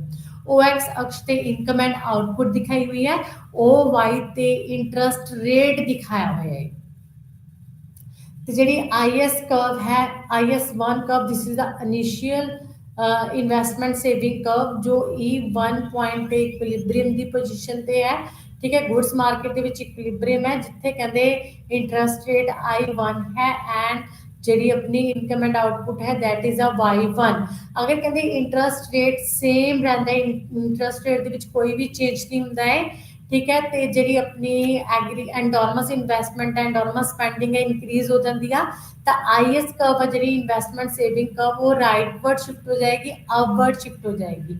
ਜਿੱਥੇ ਕਹਿੰਦੇ E2 ਤੇ ਉਹ ਕੀ ਆ ਇਕੁਇਲਿਬਰੀਅਮ ਦੀ ਪੋਜੀਸ਼ਨ ਦੇ ਵਿੱਚ ਹੋਏਗੀ, ਜਿੱਥੇ ਕਹਿੰਦੇ ਇਕੁਇਲਿਬਰੀਅਮ ਰੇਟ ਆਫ ਇੰਟਰਸਟ I1 ਹੋਏਗਾ ਤੇ ਜਿਹੜੀ ਆਪਣੀ ਇਕੁਇਲਿਬਰੀਅਮ ਇਨਕਮ ਐਂਡ ਆउटपुट ਹੈ दैट इज a OY2। ठीक है, अपनी आउटपुट की है डिक्रीज हो रही है। This is the equilibrium in goods market. ਤਾਂ ਗੁੱਡਸ ਮਾਰਕੀਟ ਦੇ ਵਿੱਚ ਮੋਸਟਲੀ ਕੀ ਹੁੰਦਾ ਹੈ, ਗੁੱਡਸ ਐਂਡ ਸਰਵਿਸਿਜ਼ ਜਿੱਥੇ ਇਕੁਅਲ ਨੇ, ਗੁੱਡਸ ਦੀ ਐਗਰੀਗੇਟ ਡਿਮਾਂਡ ਐਂਡ ਗੁੱਡਸ ਦੀ ਐਗਰੀਗੇਟ ਸਪਲਾਈ ਜਿੱਥੇ ਇਕੁਅਲ ਹੈ ਉੱਥੇ ਇਕੁਇਲਿਬਰੀਅਮ ਦੀ ਪੋਜੀਸ਼ਨ ਹੈ। ਤਾਂ change in equilibrium output is equal to multiply times the change in A DVOR. The components of A DVOR are equally responsible for the shift in IS curve। ਕਹਿੰਦੇ ਜਦੋਂ ਆਪਣੀ ਜਿਹੜੀ ਐਂਟੋਨਮਸ ਸਪੈਂਡਿੰਗ ਹੈ, autonomous investment ਹੈ, ਉਹ increase decrease ਹੁੰਦੀ ਹੈ ਤਾਂ ਉਹਦਾ ਤੇ ਆਪਣੀ ਜਿਹੜੀ IS ਕਰਵ ਹੈ ਉਹ ਤੇ ਇਫੈਕਟ ਪੈਂਦਾ ਹੈ। ਤਾਂ ਇੰਟੋਨਮਸ ਇਨਵੈਸਟਮੈਂਟ ਦੇ ਵਿੱਚ ਗਵਰਨਮੈਂਟ ਸਪੈਂਡਿੰਗ ਵੀ ਆਉਂਦੀ ਆ। In the case of government spending decrease, अगर कहते गवर्नमेंट स्पेंडिंग डिक्रीज हो जाए तो aggregate demand curve will experience in parallel shift downward. Government spending decrease होगी मतलब कि एक्सपेंडिचर डिक्रीज होया तो एग्रीगेट डिमांड डिक्रीज होगी, तो ये जी एडी कर्व है ये डाउनवर्ड शिफ्ट हो जाएगी। अगर कहते गवर्नमेंट एक्सपेंडिचर इनक्रीज हो गया तो इट्स मीनस मनी की सप्लाई इनक्रीज होगी, एग्रीगेट डिमांड तो इन्वेस्टमेंट भी इनक्रीज होएगी ਤੇ ਜਿਹੜੀ ਆਪਣੀ IS ਕਰਵ ਹੈ ਤੇ ਐਗਰੀਗੇਟ ਡਿਮਾਂਡ ਕਰਵ ਹੈ ਕੀ ਆ ਰਾਈਟਵਰਡ ਅਪਵਰਡ ਸ਼ਿਫਟ ਹੋਣਗੇ। ਤਾਂ IS ਕਰਵ ਦੀ ਸ਼ੇਪ ਕੀ ਆ ਲੈਫਟ ਰਾਈਟ ਡਾਊਨਵਰਡ ਹੈ ਜੋ ਇਨਵੈਸਟਮੈਂਟ ਤੇ ਸੇਵਿੰਗ ਦੇ ਵਿੱਚ ਰਿਲੇਸ਼ਨਸ਼ਿਪ ਦੱਸ ਰਹੀ ਆ। ਤਦ ਆਪਾਂ ਨੇ ਇਸ ਯੂਨਿਟ ਦੇ ਵਿੱਚ ਕੀ ਦੇਖਿਆ, ਸਭ ਤੋਂ ਪਹਿਲਾਂ ਆਪਾਂ ਨੇ role of interest rate in determine the investment level ਕਿ ਕਿਸ ਤਰ੍ਹਾਂ ਰੇਟ ਆਫ ਇੰਟਰਸਟ ਦੇ ਥਰੂ ਜਿਹੜੀ ਇਨਵੈਸਟਮੈਂਟ ਆ ਉਹ ਹੁੰਦੀ ਹੈ। ਐਂਡ ਆਪਾਂ ਨੇ ਬੇਸਿਕ ਅਜ਼ੰਪਸ਼ਨਸ ਕੀ ਲਿੱਤੀਆਂ ਸੀਗੀਆਂ, ਇਨਵੈਸਟਮੈਂਟ ਇਜ਼ ਫਿਕਸਡ एंटोनमस और हेक्सोजीनियस दोनों तरह की इन्वेस्टमेंट है and the investment gets affected due to interest rate. Again the aggregate demand and equilibrium output experience a change. तो तुम देख सकते हो इतने IS कर्व है जो गुड्स मार्केट में शो की हुई है। Investment saving curve IS curve सन दस the relationship between the investment and saving. Goods market equilibrium होगा जिसे IS कर्व दिया IS कर्व के एग्रीगेट जी है demand and supply of goods and subsidies ਦੀ ਕੀ ਹੋਣਗੇ ਇਕੁਅਲ ਹੋਣਗੇ। ਤਾਂ ਇਹ ਕੀ ਸੀਗਾ ਆਪਣਾ ਰੀਅਲ ਮਾਰਕੀਟ, ਠੀਕ ਹੈ। ਤਾਂ ਗੁੱਡਸ ਮਾਰਕੀਟ ਤਾਂ ਆਪਾਂ ਇੱਕ ਵਾਰ ਇਹਨੂੰ ਦੇਖ ਲੈਂਦੇ ਆ। ਤਾਂ ਵਾਟ ਇਜ਼ ਗੁੱਡਸ ਮਾਰਕੀਟ, ਤੁਹਾਨੂੰ ਪਤਾ ਹੈ ਕਿ ਗੁੱਡਸ ਮਾਰਕੀਟ ਕਹਿੰਦੇ ਉਹ ਮਾਰਕੀਟ ਹੈ ਜਿੱਥੇ ਕਹਿੰਦੇ ਗੁੱਡਸ ਮਾਰਕੀਟ ਦੇ ਵਿੱਚ ਇਕੁਇਲਿਬਰੀਅਮ ਦੀ ਪੋਜੀਸ਼ਨ ਉੱਥੇ ਹੋਏਗੀ ਜਿੱਥੇ ਐਗਰੀਗੇਟ ਡਿਮਾਂਡ ਇਕੁਅਲ ਟੂ ਕੀ ਹੋਏਗਾ ਐਗਰੀਗੇਟ ਸਪਲਾਈ ਹੋਏਗਾ ਤੇ ਦੋਨੇ ਇੱਕ ਦੂਸਰੇ ਨੂੰ ਇੰਟਰਸੈਕਟ ਕਰਨਗੇ। ਹੁਣ ਕਹਿੰਦੇ ਕੀ ਆ ਜਿਹੜਾ equilibrium level of income and output determination ਆ ਕੇਨਸ ਦੇ ਥਰੂ ਕਿੱਥੇ ਸੀਗਾ ਜਿੱਥੇ aggregate demand equal to aggregate supply ਹੋਏਗੀ। ਤੇ ਉਹਨਾਂ ਨੇ ਬੋਲਿਆ ਸੀਗਾ ਕਿ saving is equal to investment ਹੋਏਗੀ, ਪਰ ਉਹਨਾਂ ਨੇ ਇਹ ਨਹੀਂ ਦੱਸਿਆ ਕਿ ਸੇਵਿੰਗ ਤੇ ਇਨਵੈਸਟਮੈਂਟ ਤੇ ਰੇਟ ਆਫ ਇੰਟਰਸਟ ਦਾ ਵੀ ਇਫੈਕਟ ਪੈਂਦਾ ਹੈ ਕਿਉਂਕਿ ਸੇਵਿੰਗ ਤੇ ਇਨਵੈਸਟਮੈਂਟ ਨੂੰ ਰੇਟ ਆਫ ਇੰਟਰਸਟ ਜਿਹੜਾ ਉਹ ਇਫੈਕਟ ਪੈਂਦਾ ਹੈ। ਜਿਹੜੀ ਹੈ ਆਪਣੀ ਰੇਟ ਇਨਵੈਸਟਮੈਂਟ ਉਸਨੂੰ ਕਹਿੰਦੇ ਇਨਵੈਸਟਮੈਂਟ ਤੇ rate of interest the negative relationship ਹੁੰਦਾ ਹੈ। ਅਗਰ ਇਨਵੈਸਟਮੈਂਟ ਇਨਕਰੀਜ਼ ਹੋਏਗੀ ਤਾਂ ਇਹਦਾ ਮਤਲਬ ਹੈ ਰੇਟ ਆਫ ਇੰਟਰਸਟ ਡਿਕਰੀਜ਼ ਆ, ਅਗਰ ਰੇਟ ਆਫ ਇੰਟਰਸਟ ਇਨਕਰੀਜ਼ ਆ ਤਾਂ ਇਹਦਾ ਮਤਲਬ ਹੈ ਇਨਵੈਸਟਮੈਂਟ ਡਿਕਰੀਜ਼ ਹੈ। ਤੇ ਦੂਸਰੀ ਤਰਫ ਸੇਵਿੰਗ ਤੇ ਰੇਟ ਆਫ ਇੰਟਰਸਟ ਦਾ ਜਿਹੜਾ ਹੈ ਪੋਜ਼ਿਟਿਵ ਡਾਇਰੈਕਟ ਰਿਲੇਸ਼ਨਸ਼ਿਪ ਹੁੰਦਾ ਹੈ। ਅਗਰ ਰੇਟ ਆਫ ਇੰਟਰਸਟ ਇਨਕਰੀਜ਼ ਹੋਏਗਾ ਤਾਂ ਸੇਵਿੰਗ ਇਨਕਰੀਜ਼ ਹੋਏਗੀ, ਅਗਰ ਰੇਟ ਆਫ ਇੰਟਰਸਟ ਜਿਹੜਾ ਡਿਕਰੀਜ਼ ਹੋਏਗਾ ਤਾਂ ਸੇਵਿੰਗ ਕੀ ਹੋਇਆ ਡਿਕਰੀਜ਼ ਹੋਏਗੀ। ਤਾਂ ਕਹਿੰਦੇ ਕੀ ਆ ਜਿਹੜਾ ਆਪਣਾ ਗੁੱਡਸ ਮਾਰਕੀਟ ਦੇ ਵਿੱਚ ਇਕੁਇਲਿਬਰੀਅਮ ਦੀ ਪੋਜੀਸ਼ਨ ਹੈ ਸੇਵਿੰਗ ਤੇ ਇਨਵੈਸਟਮੈਂਟ ਤੇ ਡਿਪੈਂਡ ਕਰਦੀ ਹੈ ਤੇ ਸੇਵਿੰਗ ਤੇ investment is a function of rate of interest. ਤਾਂ ਰੇਟ ਆਫ ਇੰਟਰਸਟ ਤੇ ਇਨਵੈਸਟਮੈਂਟ ਆਪਸ ਦੇ ਵਿੱਚ ਕੀ ਰਿਲੇਸ਼ਨ ਹੈ, ਕਹਿੰਦੇ ਇੱਥੇ ਕੀ ਹੈ ਕੰਪਲੀਟ ਪਿਕਚਰ ਤੁਸੀਂ ਇਨ ਫਿਗਰਸ ਦੇ ਵਿੱਚ ਦੇਖ ਸਕਦੇ ਹੋ ਕਿ ਇੱਥੇ ਇਨਵਰਸ ਰਿਲੇਸ਼ਨਸ਼ਿਪ ਹੈ between the interest rate and investment.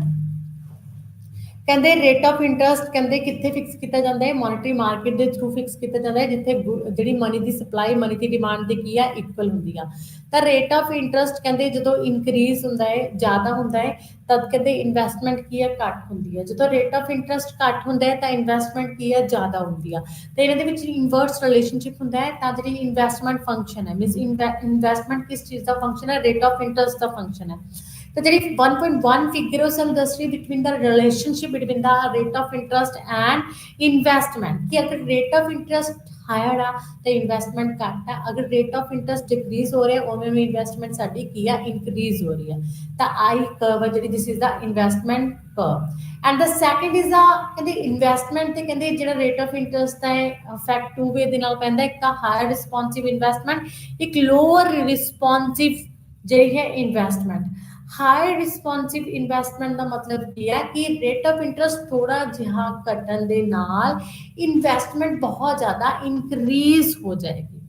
Means ਜਿਹੜੀ ਆਪਣੀ ਹਾਇਰ ਰਿਸਪੌਂਸਿਵ ਇਨਵੈਸਟਮੈਂਟ ਦੇ ਵਿੱਚ ਜਿਹੜੀ ਆਪਣੀ ਇਨਵੈਸਟਮੈਂਟ ਕਰਵ ਹੁੰਦੀ ਆ ਮੋਰ ਫਲੈਟਰ ਹੁੰਦੀ ਆ ਐਂਡ ਲੋਅਰ ਰਿਸਪੌਂਸਿਵ ਇਨਵੈਸਟਮੈਂਟ ਦੇ ਵਿੱਚ ਹੁੰਦਾ ਹੈ ਕਿ ਥੋੜਾ ਜਿਹਾ ਜਿੰਨਾ ਰੇਟ ਆਫ ਇੰਟਰਸਟ ਦੇ ਵਿੱਚ ਚੇਂਜ ਹੋ ਰਿਹਾ ਹੈ ਤਾਂ ਉਹਦੇ ਨਾਲੋਂ ਇਨਵੈਸਟਮੈਂਟ ਦੇ ਵਿੱਚ ਘੱਟ ਚੇਂਜ ਹੋ ਰਿਹਾ ਹੈ। Lower responsive a investment according to rate of interest. ਤਾਂ ਇਹਦੇ ਵਿੱਚ ਜਿਹੜੀ ਇਨਵੈਸਟਮੈਂਟ ਕਰਵ ਹੁੰਦੀ ਉਹ ਕੀ ਹੁੰਦੀ ਹੈ, ਥੋੜੀ ਜਿਹੀ ਫਲੈਟਰ ਹੁੰਦੀ ਆ ਜਿਹਦੇ ਵਿੱਚ ਲੋਅਰ ਰਿਸਪੌਂਸਿਵ ਇਨਵੈਸਟਮੈਂਟ ਦੇ ਵਿੱਚ। ਤੇ ਇਨਵੈਸਟਮੈਂਟ ਕਰਵ ਦੀਆਂ ਜਿਹੜੀਆਂ ਟਾਈਪਸ ਦੇ ਹੋ ਸਕਦੀਆਂ ਨੇ, mostly investment curve left right ਕੀ ਹੁੰਦੀ ਆ ਡਾਊਨਵਰਡ ਹੁੰਦੀ ਆ।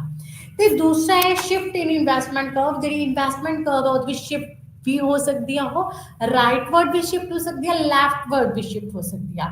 ਤਾਂ ਇਹ ਕਹਿੰਦੇ ਕਿਸ ਦੇ ਥਰੂ ਸ਼ਿਫਟ ਹੋਏਗੀ, ਇਹ ਰੇਟ ਆਫ ਇੰਟਰਸਟ ਦੇ ਥਰੂ ਸ਼ਿਫਟ ਹੋਏਗੀ।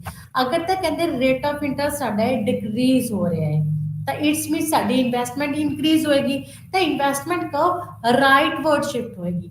ਅਗਰ ਕਹਿੰਦੇ ਰੇਟ ਆਫ ਇੰਟਰਸਟ ਕੀ ਹੈ ਸਾਡਾ ਜਿਹੜਾ ਹੈ ਇਨਕਰੀਜ਼ ਹੋ ਰਿਹਾ ਤਾਂ ਇਨਕਰੀਜ਼ ਹੋ ਰਿਹਾ ਮੀਨਸ ਇਨਵੈਸਟਮੈਂਟ ਘਟੇਗੀ ਤਾਂ ਇਨਵੈਸਟਮੈਂਟ ਕਰਵ ਲੈਫਟਵਰਡ ਸ਼ਿਫਟ ਹੋਏਗੀ। ਜਿਵੇਂ ਕਿ ਤੁਸੀਂ ਡਾਇਗ੍ਰਾਮ ਦੇ ਵਿੱਚ ਦੇਖ ਸਕਦੇ ਹੋ ਜਿਹੜੀ ਆਈ ਹੈ this is a initial investment curve ਤੇ ਉਦੋਂ ਕਹਿੰਦੇ ਜਦੋਂ ਉਸ ਤੋਂ ਬਾਅਦ ਰੇਟ ਆਫ ਇੰਟਰਸਟ ਡਿਕਰੀਜ਼ ਹੋ ਜਾਂਦਾ ਹੈ ਤਾਂ ਇਨਵੈਸਟਮੈਂਟ ਇਨਕਰੀਜ਼ ਹੁੰਦੀ ਆ ਤੇ ਇਨਵੈਸਟਮੈਂਟ ਸਾਡੀ ਕਰਵ ਹੈ ਜਿਹੜੀ ਉਹ ਰਾਈਟਵਰਡ ਸ਼ਿਫਟ ਹੋ ਜਾਏਗੀ, ਆਈ ਤੋਂ ਆਈ ਡੈਸ਼ ਹੋ ਜਾਏਗੀ। ਅਗਰ ਕਹਿੰਦੇ ਰੇਟ ਆਫ ਇੰਟਰਸਟ ਆ ਜਿਹੜਾ ਸਾਡਾ ਇਨਕਰੀਜ਼ ਹੋ ਰਿਹਾ ਹੈ ਤਾਂ ਆਈ ਹੈ ਜਿਹੜੀ ਇਨਵੈਸਟਮੈਂਟ ਕਰਵ ਇਹ लेफ्टवर्ड डाउनवर्ड शिफ्ट हो जाएगी, बैक साइड शिफ्ट हो जाएगी, बैकवर्ड मींस आई एन, ठीक है, रेट ऑफ इंटरेस्ट इंक्रीज होने के नाल। तो इस तरह जी अपनी इन्वेस्टमेंट कर्व है शिफ्ट होएगी। दूसरा है aggregate demand and the rate of interest, ਕਹਿੰਦੇ ਜਿਹੜਾ ਰੇਟ ਆਫ ਇੰਟਰਸਟ ਹੈ ਤੇ ਐਗਰੀਗੇਟ ਡਿਮਾਂਡ ਹੈ ਇਹਨਾਂ ਦਾ ਵੀ ਆਪਸ ਦੇ ਵਿੱਚ ਰਿਲੇਸ਼ਨਸ਼ਿਪ ਹੈ ਕਿਉਂਕਿ ਰੇਟ ਆਫ ਇੰਟਰਸਟ ਦਾ ਜਿਹੜਾ ਇਫੈਕਟ ਹੈ ਉਹ ਐਗਰੀਗੇਟ ਡਿਮਾਂਡ ਤੇ ਵੀ ਦੇਖਣ ਲਈ ਮਿਲਦਾ ਹੈ ਕਿਉਂਕਿ ਐਗਰੀਗੇਟ ਡਿਮਾਂਡ ਜਿਹੜੀ ਉਹ 3 ਸੈਕਟਰਸ ਦੇ ਥਰੂ ਕੀਤੀ ਜਾਂਦੀ ਹੈ, ਗਵਰਨਮੈਂਟ ਦੇ ਥਰੂ ਵੀ, ਕੰਜ਼ਿਊਮਰ ਸੈਕਟਰਸ ਦੇ ਥਰੂ ਵੀ ਤੇ ਹਾਊਸਹੋਲਡ ਸੈਕਟਰਸ ਦੇ ਥਰੂ ਵੀ ਕੀਤੀ ਜਾਂਦੀ ਹੈ ਐਗਰੀਗੇਟ ਡਿਮਾਂਡ। ਤਾਂ ਦੇਖੋ ਜਦੋਂ ਰੇਟ ਆਫ ਇੰਟਰਸਟ ਜ਼ਿਆਦਾ ਹੈ ਤਾਂ ਇਟਸ ਮੀਨਸ ਜਿਹੜੀ ਸਾਡੀ ਕੰਜ਼ੰਪਸ਼ਨ ਐਕਸਪੈਂਡੀਚਰਸ ਨੇ ਉਹ ਸਾਡੇ ਘਟਣਗੇ, ਮੀਨਸ ਐਗਰੀਗੇਟ ਡਿਮਾਂਡ ਹੈ ਜਿਹੜੀ ਸਾਡੀ ਉਹ ਕੀ ਆ ਘਟੇਗੀ, ਲੋਕ ਕਹਿੰਦੇ ਬਾਏ ਘੱਟ ਕਰਨਗੇ। ਅਗਰ ਰੇਟ ਆਫ ਇੰਟਰਸਟ ਜਿਹੜੀ ਹੈ ਡਿਕਰੀਜ਼ ਹੋ ਰਹੀ ਤਾਂ ਐਗਰੀਗੇਟ ਡਿਮਾਂਡ ਸਾਡੀ ਇਨਕਰੀਜ਼ ਹੋਏਗੀ, ਕੰਜ਼ੰਪਸ਼ਨ ਐਕਸਪੈਂਡੀਚਰ ਵੀ ਇਨਕਰੀਜ਼ ਹੋਏਗਾ, ਪ੍ਰੋਡਿਊਸਰ ਐਕਸਪੈਂਡੀਚਰ ਵੀ ਇਨਕਰੀਜ਼ ਹੋਏਗਾ, ਗਵਰਨਮੈਂਟ ਐਕਸਪੈਂਡੀਚਰ ਵੀ ਇਨਕਰੀਜ਼ ਹੋਏਗਾ। ਤਾਂ ਜਿਹੜੀ ਰੇਟ ਆਫ ਇੰਟਰਸਟ ਡਿਕਰੀਜ਼ ਹੋਣ ਦੇ ਨਾਲ ਐਗਰੀਗੇਟ ਡਿਮਾਂਡ ਇਨਕਰੀਜ਼ ਹੋਣ ਦੇ ਨਾਲ ਸਾਡੀ ਜਿਹੜੀ ਏਡੀ ਕਰਵ ਹੈ ਉਹ ਅਪਵਰਡ ਸ਼ਿਫਟ ਹੋ ਜਾਏਗੀ ਤੇ ਇਕਨੋਮੀ ਦੇ ਵਿੱਚ ਨਿਊ ਇਕੁਇਲਿਬ੍ਰੀਅਮ ਦੀ ਪੋਜੀਸ਼ਨ ਆ ਜਾਏਗੀ। ਜਿਵੇਂ ਕਿ ਤੁਸੀਂ ਦੇਖ ਸਕਦੇ ਹੋ ਉਹ ਐਕਸਿਸ ਤੇ ਇਨਕਮ ਐਂਡ ਆਊਟਪੁੱਟ ਹੈ, ਉਹ ਵਾਈ ਤੇ ਐਗਰੀਗੇਟ ਡਿਮਾਂਡ ਹੈ ਜੋ ਰੇਟ ਆਫ ਇੰਟਰਸਟ ਦੇ ਥਰੂ ਚੇਂਜ ਹੋ ਰਹੀ ਹੈ ਐਂਡ ਏਡੀ ਇਜ਼ ਇਕੁਅਲ ਟੂ ਵਾਈ ਜਿਹੜੀ ਆਪਣੀ ਇਨਕਮ ਐਂਡ ਆਊਟਪੁੱਟ ਕਰਵ ਹੈ ਓਰੀਜਨ ਤੋਂ ਸਟਾਰਟ ਹੋ ਰਹੀ ਹੈ। ਤਾਂ ਇੱਥੇ ਕੀ ਆ ਇਨੀਸ਼ੀਅਲ ਜਿਹੜੀ ਐਗਰੀਗੇਟ ਡਿਮਾਂਡ ਕਰਵ ਹੈ ਦੈਟ ਇਜ਼ ਆ AD1, ਤਾਂ AD1 ਜਿਹੜੀ ਕਰਵ ਹੈ aggregate demand curve aggregate supply curve ਨੂੰ E1 ਪੁਆਇੰਟ ਤੇ ਕੱਟ ਕਰ ਰਹੀ ਹੈ। E1 ਪੁਆਇੰਟ ਇਜ਼ ਆ ਇਕੁਇਲਿਬ੍ਰੀਅਮ ਪੁਆਇੰਟ ਜਿੱਥੇ ਆਪਣੀ ਜਿਹੜੀ ਹੈ aggregate demand AD1 minus BI ਹੈ ਐਂਡ ਜਿਹੜੀ ਐਗਰੀਗੇਟ ਆਊਟਪੁੱਟ ਹੈ ਦੈਟ ਇਜ਼ ਆ Y1।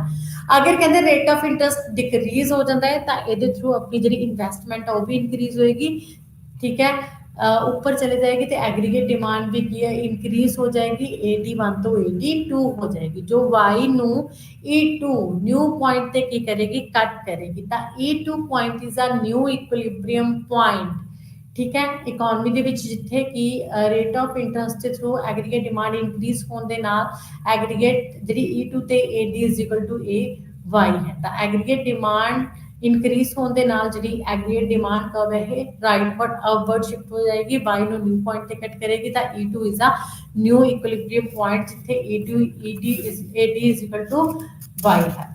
ਡੈਰੀਵੇਸ਼ਨਸ ਆਫ ਆਈਐਸ ਕਰਵ, ਕਹਿੰਦੇ ਆਈਐਸ ਕਰਵ ਹੈ ਜਿਹੜੀ ਇਹਦੀ ਡੈਰੀਵੇਸ਼ਨਸ ਹੁੰਦੀ ਹੈ through the rate of interest. ਤਾਂ ਜਿਹੜਾ ਇਨਵੈਸਟਮੈਂਟ ਤੇ ਸੇਵਿੰਗ ਹੈ ਇਹ ਦੋਨੇ ਫੰਕਸ਼ਨਸ ਨੇ ਕਿਸ ਚੀਜ਼ ਦੇ, ਰੇਟ ਆਫ ਇੰਟਰਸਟ ਦੇ। ਇਨਵੈਸਟਮੈਂਟ ਤੇ ਜਿਹੜਾ ਰੇਟ ਆਫ ਇੰਟਰਸਟ ਹੈ ਇਹਦਾ ਨੈਗੇਟਿਵ ਰਿਲੇਸ਼ਨਸ਼ਿਪ ਹੈ, ਸੇਵਿੰਗ ਤੇ ਰੇਟ ਆਫ ਇੰਟਰਸਟ ਦਾ ਕੀ ਆ, ਪੋਜ਼ਿਟਿਵ ਰਿਲੇਸ਼ਨਸ਼ਿਪ ਹੈ। ਤਾਂ ਜੇ ਤੁਸੀਂ ਫਰਸਟ ਡਾਇਗਰਾਮ ਦੇ ਵਿੱਚ ਦੇਖ ਸਕਦੇ ਹੋ ਕਿ ਜਿਹੜੀ ਉਹ ਐਕਸ ਐਕਸਿਸ ਤੇ ਇਨਕਮ ਐਂਡ ਆਊਟਪੁੱਟ ਹੈ, ਉਹ ਵਾਈ ਤੇ ਰੇਟ ਆਫ ਇੰਟਰਸਟ ਹੈ। ਤਾਂ ਜਿਹੜੀ ਆਈਐਸ ਕਰਵ ਹੈ ਲੈਫਟ ਰਾਈਟ ਡਾਊਨਵਰਡ ਹੈ, ਆਈਐਸ ਕਰਵ ਤੇ ਜਿੰਨੇ ਵੀ ਪੁਆਇੰਟਸ ਨੇ ਉੱਥੇ ਕਹਿੰਦੇ ਸਭ ਤੇ investment is equal to saving ਹੈ, ਠੀਕ ਹੈ। ਨਾ ਤਾਂ ਸੇਵਿੰਗ ਜ਼ਿਆਦਾ ਹੈ ਨਾ ਇਨਵੈਸਟਮੈਂਟ ਜ਼ਿਆਦਾ ਹੈ, ਦੋਨੇ ਕੀ ਨੇ, ਇਕੁਅਲ ਨੇ। ਤਾਂ ਫਸਟਲੀ ਕਹਿੰਦੇ E1 is a equilibrium point, ਜਿੱਥੇ ਕਹਿੰਦੇ ਕੀ ਆ ਆਪਣੀ ਰੇਟ ਆਫ ਇੰਟਰਸਟ I1 ਹੈ ਤੇ ਇਨਕਮ ਆਪਣੀ equilibrium income is a Y1। ਅਗਰ ਰੇਟ ਆਫ ਇੰਟਰਸਟ ਡਿਕਰੀਜ਼ ਹੋ ਜਾਂਦਾ ਹੈ I1 ਤੋਂ I2, ਤਾਂ ਜਿਹੜੀ ਆਪਣੀ ਹੈ ਇਨਕਮ ਐਂਡ ਆਊਟਪੁੱਟ ਇਨਕਰੀਜ਼ ਹੋ ਕੇ ਕਿੰਨੀ ਹੋ ਜਾਂਦੀ ਆ, Y1 ਤੋਂ Y2 ਹੋ ਜਾਂਦੀ। ਤਾਂ E2 is the new equilibrium point. ਦੂਸਰੀ ਤਰਫ 1.7 ਫਿਗਰ ਜਿਹੜੀ ਉਹਦੇ ਵਿੱਚ points of the IS curve ਲਿਖਿਆ ਹੈ, ਉਹਦੇ ਵਿੱਚ ਦਿਖਾਇਆ ਹੈ ਕਿ ਇਨਵੈਸਟਮੈਂਟ ਜਿਹੜੀ ਸੇਵਿੰਗ ਕਰਵ ਹੈ ਉਸਦੇ ਰਾਈਟਵਰਡ ਕੁਝ ਪੁਆਇੰਟਸ ਨੇ, ਕੁਝ ਡਾਊਨਵਰਡ ਪੁਆਇੰਟਸ ਨੇ, ਠੀਕ ਹੈ। ਤਾਂ ਜਿਹੜਾ ਏ ਬੀ ਪੁਆਇੰਟ ਹੈ ਉਹ ਇਕੁਇਲਿਬ੍ਰੀਅਮ ਦੀ ਪੋਜੀਸ਼ਨ ਨੂੰ ਦਿਖਾ ਰਿਹਾ ਹੈ ਜਿੱਥੇ investment is equal to saving ਹੈ, ਲੇਕਿਨ ਜਿਹੜਾ ਡੀ ਤੇ ਸੀ ਪੁਆਇੰਟ ਹੈ ਉਹ ਡਿਸਇਕੁਇਲਿਬ੍ਰੀਅਮ ਦੀ ਪੋਜੀਸ਼ਨ ਦਿਖਾ ਰਿਹਾ ਹੈ ਜਿੱਥੇ ਸੇਵਿੰਗ ਤੇ ਇਨਵੈਸਟਮੈਂਟ ਇਕੁਅਲ ਨਹੀਂ ਨੇ। ਐਂਡ ਉਸ ਤੋਂ ਬਾਅਦ slope of I S curve ਕੀ ਆ, ਸਲੋਪ ਵੀ ਜਿਹੜੀ ਆਈ ਐਸ ਕਰਵ ਉਹਦੀ ਸਲੋਪ ਚੇਂਜ ਹੁੰਦੀ ਆ, ਅਪ ਐਂਡ ਰਾਊਂਡਵਰਡ ਸ਼ਿਫਟ ਹੁੰਦੀ ਹੈ, ਠੀਕ ਹੈ। ਰਾਈਟਵਰਡ ਵੀ ਸ਼ਿਫਟ ਹੋ ਸਕਦੀ ਹੈ, ਲੈਫਟਵਰਡ ਵੀ ਸ਼ਿਫਟ ਹੋ ਸਕਦੀ ਆ। ਕਹਿੰਦੇ ਮੋਸਟਲੀ ਜਿਹੜੀ ਆਪਣੀ ਐਗਰੀਗੇਟ ਡਿਮਾਂਡ ਹੈ ਉਹ ਇਨਕਰੀਜ਼ ਹੁੰਦੀ ਹੈ ਥਰੂ ਦਾ ਐਨਟੋਨਮਸ ਸਪੈਂਡਿੰਗ। ਅਗਰ ਰੇਟ ਆਫ ਇੰਟਰਸਟ ਡਿਕਰੀਜ਼ ਹੋਏਗਾ ਤਾਂ ਐਨਟੋਨਮਸ ਸਪੈਂਡਿੰਗ ਇਨਕਰੀਜ਼ ਹੋਏਗੀ, ਜਿਹਦੇ ਥਰੂ ਐਗਰੀਗੇਟ ਡਿਮਾਂਡ ਇਨਕਰੀਜ਼ ਹੋਏਗੀ ਤੇ ਏਡੀ ਕਰਵ ਆਪਣੀ ਉੱਪਰ ਜਾਏਗੀ, ਜਿਹਦੇ ਥਰੂ ਨਿਊ ਇਕੁਇਲਿਬ੍ਰੀਅਮ ਦੀ ਪੋਜੀਸ਼ਨ ਆਏਗੀ। ਤਾਂ ਤੁਸੀਂ ਇੱਥੇ ਦੇਖ ਸਕਦੇ ਹੋ ਉਹ ਉੱਪਰ ਵਾਲੀ ਡਾਇਗਰਾਮ ਦੇ ਵਿੱਚ ਉਹ ਐਕਸਿਸ ਤੇ ਇਨਕਮ ਐਂਡ ਆਊਟਪੁੱਟ ਐਂਡ ਉਹ ਵਾਈ ਤੇ ਐਗਰੀਗੇਟ ਡਿਮਾਂਡ ਦਿਖਾਈ ਹੋਈ ਆ, and y is a aggregate supply curve, AD1 is a initial aggregate demand curve, ਤਾਂ A1 dash is the autonomous investment। ਜਦੋਂ ਕਹਿੰਦੇ autonomous spending increase ਹੋਈ, autonomous spending ਕਦੋਂ increase ਹੋਏਗੀ, ਜਦੋਂ rate of interest decrease ਹੋਇਆ, rate of interest decrease autonomous spending increase ਹੋ ਕੇ A dash 1 ਤੋਂ A dash 2 ਹੋ ਗਈ, ਤਾਂ aggregate demand ਵੀ increase ਹੋਈ, AD1 ਤੋਂ increase ਹੋ ਕੇ AD2 ਹੋ ਗਈ, ਠੀਕ ਹੈ। ਤਾਂ ਪਹਿਲਾਂ ਇਕੁਇਲਿਬ੍ਰੀਅਮ ਪੁਆਇੰਟ E1 ਸੀਗਾ ਜਦੋਂ ਆਪਣੀ ਐਗਰੀਗੇਟ ਡਿਮਾਂਡ AD1 ਸੀਗੀ, ਹੁਣ ਨਿਊ ਇਕੁਇਲਿਬ੍ਰੀਅਮ ਪੁਆਇੰਟ ਆ ਦੈਟ ਇਜ਼ ਆ E2, ਜਿੱਥੇ AD2 is equal to Y ਹੈ, ਉੱਥੇ ਕੱਟ ਕਰ ਰਹੀ ਹੈ। ਤਾਂ ਆਪਣੀ ਜਿਹੜੀ ਹੈ ਐਨਟੋਨਮਸ ਸਪੈਂਡਿੰਗ ਇਨਕਰੀਜ਼ ਹੋਈ, ਜਿਵੇਂ ਕਿ ਉਵੇਂ ਹੀ ਆਪਣੀ ਇਕੁਇਲਿਬ੍ਰੀਅਮ ਦੀ ਪੋਜੀਸ਼ਨ ਵੀ ਚੇਂਜ ਹੋਈ ਤੇ ਇਨਕਮ ਐਂਡ ਆਊਟਪੁੱਟ ਦੇ ਵਿੱਚ ਵੀ ਇਨਕਰੀਜ਼ ਹੋਇਆ, ਇਨਪੁੱਟ ਐਂਡ ਆਊਟਪੁੱਟ ਵੀ ਇਨਕਰੀਜ਼ ਹੋ ਕੇ Y1 ਤੋਂ ਕਿੰਨੀ ਹੋਗੀ, Y2 ਹੋਗੀ। ਤਾਂ ਨੀਚੇ ਸ਼ਿਫਟ ਇਨ ਆਈਐਸ ਕਰਵ ਦਿਖਾਇਆ ਹੈ ਕਿ ਜਿਹੜੀ ਆਪਣੀ ਆਈਐਸ ਕਰਵ ਹੈ ਰਾਈਟਵਰਡ ਸ਼ਿਫਟ ਹੋ ਰਹੀ ਹੈ, ਇਨਵੈਸਟਮੈਂਟ ਐਂਡ ਸੇਵਿੰਗ ਦੇ ਵਿੱਚੋਂ ਇਨਕਰੀਜ਼ ਦਿਖਾ ਰਹੀ ਹੈ, ਲੇਕਿਨ ਜਿਹੜਾ ਰੇਟ ਆਫ ਇੰਟਰਸਟ ਹੈ ਉਹ ਸੇਮ ਹੈ, I1 ਹੈ। ਪਹਿਲਾ IS1 ਕਬ ਹੈ, E1 ਪੁਆਇੰਟ ਤੇ ਉਹ ਇਕੁਇਲਿਬ੍ਰੀਅਮ ਦੀ ਪੋਜੀਸ਼ਨ ਦੇ ਵਿੱਚ ਹੈ, ਜਦੋਂ ਰੇਟ ਆਫ ਇੰਟਰਸਟ ਸੇਮ ਰਹਿਣ ਤੇ ਆਪਣੀ ਜਿਹੜੀ ਆਟੋਨਮਸ ਸਪੈਂਡਿੰਗ ਹੈ ਇਨਕਰੀਜ਼ ਹੋ ਰਹੀ ਹੈ, ਤਾਂ ਉਹਦੇ ਥਰੂ ਕੀ ਹੈ ਐਗਰੀਗੇਟ ਡਿਮਾਂਡ ਵੀ ਇਨਕਰੀਜ਼ ਹੋਏਗੀ ਤੇ ਇਨਵੈਸਟਮੈਂਟ ਸੇਵਿੰਗ ਕਰਵ ਵੀ ਕੀ ਹੈ ਰਾਈਟਵਰਡ ਅਪਵਰਡ ਸ਼ਿਫਟ ਹੋ ਜਾਏਗੀ, ਜਿਹਦੇ ਥਰੂ ਨਿਊ ਇਕੁਇਲਿਬ੍ਰੀਅਮ ਦੀ ਪੋਜੀਸ਼ਨ ਆ ਜਾਏਗੀ ਦੈਟ ਇਜ਼ ਆ E2, ਜਿੱਥੇ ਕਹਿੰਦੇ ਕੀ ਆ अपनी जी रेट ऑफ इंटरस्ट है वो I1 है and income and output equilibrium income and output कितनी है E2 है, ठीक है। इतने अपनी जी है गुड्स मार्केट वो इक्विलिब्रियम की पोजीशन दे विच होएगी। तो गुड्स मार्केट मोस्टली इक्विलिब्रियम की पोजीशन दे विच उत्थे हुंदी है जिथे कहते अपना गुड्स की जी गुड्स एंड सर्विसेज है वो डिमांड इक्वल टू की हुंदी है सप्लाई हुंदी है। तो इहदा सीगा गुड्स मार्केट। गुड्स मार्केट ਦੇ ਵਿੱਚ ਆਪਾਂ ਰੀਅਲ ਗੁड्स ਦੀ ਗੱਲ ਕਰਦੇ ਹਾਂ, ਗੁड्स ਐਂਡ ਸਰਵਿਸਿਜ਼ ਦੀ ਗੱਲ ਕਰਦੇ ਹਾਂ। ਦੂਸਰਾ ਹੈ ਮੋਨੇਟਰੀ ਮਾਰਕੀਟ, ਮੋਨੇਟਰੀ ਮਾਰਕੀਟ ਦੇ ਵਿੱਚ ਆਪਾਂ ਮਨੀ ਦੀ ਗੱਲ ਕਰਦੇ ਹਾਂ, ਮਨੀ ਦੀ ਸਪਲਾਈ ਤੇ ਮਨੀ ਦੀ ਡਿਮਾਂਡ ਦੀ ਗੱਲ ਕਰਦੇ ਹਾਂ, ਮੀਨਸ LM ਦੀ ਗੱਲ ਕਰਦੇ ਹਾਂ, ਲਿਕੁਇਡਿਟੀ ਆਫ ਮਨੀ ਦੀ ਗੱਲ ਕਰਦੇ ਹਾਂ ਕਿ ਮਾਰਕੀਟ ਦੇ ਵਿੱਚ ਕਿੰਨੀ ਮਨੀ ਦੀ ਸਪਲਾਈ ਹੈ, ਕਿੰਨੀ ਮਨੀ ਦੀ ਡਿਮਾਂਡ ਹੈ। ਜਿੱਥੇ money the demand equal to money the supply ਹੋਏਗੀ ਉੱਥੇ ਮੋਨੇਟਰੀ ਮਾਰਕੀਟ ਹੈ ਜਿਹੜੀ ਉਹ ਇਕੁਇਲਿਬ੍ਰੀਅਮ ਦੇ ਵਿੱਚ ਹੋਏਗੀ। ਤੇ ਗੁड्स ਮਾਰਕੀਟ ਦੇ ਵਿੱਚ ਕਹਿੰਦੇ ਇਕੁਇਲਿਬ੍ਰੀਅਮ ਦੀ ਪੋਜੀਸ਼ਨ ਉੱਥੇ ਹੋਏਗੀ ਕਿਉਂਕਿ ਗੁड्स ਮਾਰਕੀਟ ਦੇ ਵਿੱਚ ਕਹਿੰਦੇ ਟੂ ਸੈਕਟਰਸ ਆਉਂਦੇ ਨੇ, ਠੀਕ ਹੈ। ਇੱਕ ਤਾਂ ਜਿਹੜੀ ਗੁड्स ਐਂਡ ਸਰਵਿਸਿਜ਼ ਦੀ ਸਪਲਾਈ ਕਰਦੇ ਨੇ ਇਨਵੈਸਟਮੈਂਟ ਦੇ ਥਰੂ ਜਿੱਥੇ ਆਊਟਪੁੱਟ ਹੁੰਦੀ ਹੈ, ਪ੍ਰੋਡਕਸ਼ਨ ਹੁੰਦੀ ਹੈ, ਐਂਡ ਦੂਸਰਾ ਸੈਕਟਰਸ ਜੋ ਕਿ ਆ ਗੁड्स ਐਂਡ ਜਿਹੜੀ ਹੈ ਸਰਵਿਸਿਜ਼ ਉਹਦੀ ਡਿਮਾਂਡ ਕਰਦਾ ਹੈ। ਉੱਥੇ ਕਹਿੰਦੇ ਉਹਦੇ ਥਰੂ ਕੀ ਹੈ ਸਾਡੀ ਗੁड्स ਦੀ ਜਿਹੜੀ ਹੈ ਡਿਮਾਂਡ ਦੇ ਥਰੂ ਐਗਰੀਗੇਟ ਡਿਮਾਂਡ ਦੇ ਥਰੂ ਕੀ ਹੈ ਜਿਹੜੀ ਆਪਣੀ ਇਨਕਮ ਜਨਰੇਟ ਹੁੰਦੀ ਹੈ ਆਪਣਾ ਐਕਸਪੈਂਡੀਚਰਸ ਹੁੰਦੇ ਹੈ ਤਾਂ ਐਕਸਪੈਂਡੀਚਰਸ ਵੀ 3 ਸੈਕਟਰਸ ਦੇ ਥਰੂ ਹੋ ਸਕਦਾ ਹੈ ਜਦੋਂ ਕਹਿੰਦੇ ਗਵਰਨਮੈਂਟ ਐਕਸਪੈਂਡੀਚਰਸ ਵੀ ਇਨਕਰੀਜ਼ ਹੁੰਦੇ ਨੇ ਤਾਂ ਗਵਰਨਮੈਂਟ ਐਕਸਪੈਂਡੀਚਰਸ ਦੇ ਥਰੂ ਵੀ ਜਿਹੜੀ ਆਪਣੀ ਐਗਰੀਗੇਟ ਡਿਮਾਂਡ ਉਹ ਕੀ ਹੁੰਦੀ ਹੈ ਇਨਕਰੀਜ਼ ਹੁੰਦੀ ਆ ਅਗਰ ਗਵਰਨਮੈਂਟ ਐਕਸਪੈਂਡੀਚਰਸ ਇਨਕਰੀਜ਼ ਹੋਣਗੇ ਤਾਂ ਆਪਣੀ ਜਿਹੜੀ ਹੈ ਏਡੀ एग्रीगेट डिमांड कर्व है अपवर्ड शिफ्ट हो जाएगी राइटवर्ड शिफ्ट हो जाएगी जिसके through increase in aggregate demand होएगा तो increase in income and output भी होएगा अगर कहते एग्रीगेट जो एक्सपेंडिचर है अपने गवर्नमेंट सैक्टर के थ्रू डिक्रीज किया जाता है तो ये थ्रू की जी अपनी एग्रीगेट डिमांड हो की होएगी डिक्रीज होएगी एडी कर्व जी एडी 2 तो एडी 1 ਤੇ ਆ ਜਾਏਗੀ ਨੀਚੇ ਆ ਜਾਏਗੀ ਜਿਹਦੇ ਥਰੂ ਇਕੁਇਲਿਬ੍ਰੀਅਮ ਦੀ ਪੋਜੀਸ਼ਨ ਵੀ ਚੀਜ਼ ਹੋਏਗੀ E2 ਤੋਂ E1 ਤੇ ਆ ਜਾਏਗੀ ਤੇ ਜਿਹੜੀ ਆਪਣੀ ਇਕੁਇਲਿਬ੍ਰੀਅਮ ਇਨਕਮ ਐਂਡ ਆਊਟਪੁੱਟ ਹੈ ਉਹ ਵੀ ਡਿਕਰੀਜ਼ ਹੋ ਜਾਏਗੀ ਤਾਂ ਇਸ ਤਰ੍ਹਾਂ ਗੁੱਡਸ ਮਾਰਕੀਟ ਦੇ ਵਿੱਚ ਇਕੁਇਲਿਬ੍ਰੀਅਮ ਦੇ ਲਈ ਗੁੱਡਸ ਦੀ ਜਿਹੜੀ ਹੈ goods and services the demand and goods and services the supply ਦੇਖੀ ਜਾਂਦੀ ਹੈ ਇਨ ਅ ਰੀਅਲ ਸੈਕਟਰ ਤੇ ਜਿੱਥੇ ਕਹਿੰਦੇ goods and services the demand ਤੇ ਸਪਲਾਈ ਇਕੁਅਲ ਹੁੰਦੀ ਹੈ ਉੱਥੇ ਗੁੱਡਸ ਮਾਰਕੀਟ ਦੇ ਵਿੱਚ ਇਕੁਇਲਿਬ੍ਰੀਅਮ ਦੀ ਪੋਜੀਸ਼ਨ ਹੋਏਗੀ ਤੇ ਜਿਹੜੀ ਗੁੱਡਸ ਮਾਰਕੀਟ ਦੇ ਵਿੱਚ ਇਕੁਇਲਿਬ੍ਰੀਅਮ ਦੀ ਪੋਜੀਸ਼ਨ ਉਹ ਕਿੱਦਾਂ ਚੇਂਜ ਹੁੰਦੀ ਹੈ ਰੇਟ ਆਫ ਇੰਟਰਸਟ ਦੇ ਥਰੂ ਚੇਂਜ ਹੁੰਦੀ ਹੈ ਕਿਉਂਕਿ ਰੇਟ ਆਫ ਇੰਟਰਸਟ ਇਨਵੈਸਟਮੈਂਟ ਨੂੰ ਵੀ ਚੇਂਜ ਕਰਦਾ ਜਦੋਂ ਇਨਵੈਸਟਮੈਂਟ ਚੇਂਜ ਹੋਏਗੀ ਤਾਂ ਪ੍ਰੋਡਕਸ਼ਨ ਚੇਂਜ ਹੋਏਗੀ ਮੀਨ ਸਪਲਾਈ ਚੇਂਜ ਹੋਏਗੀ ਤੇ ਦੂਸਰੀ ਤਰਫ ਜਦੋਂ ਰੇਟ ਆਫ ਇੰਟਰਸਟ ਚੇਂਜ ਹੋ ਰਿਹਾ ਹੈ ਤਾਂ ਐਗਰੀਗੇਟ ਜਿਹੜੀ ਆਪਣੀ ਡਿਮਾਂਡ ਵੀ ਚੇਂਜ ਹੋ ਰਹੀ ਹੈ ਥਰੂ ਦਾ ਐਕਸਪੈਂਡੀਚਰਸ तो ये सीगा अपना equilibrium in real sector goods market आज तो अपना टॉपिक इतने ही खत्म होता है धन्यवाद।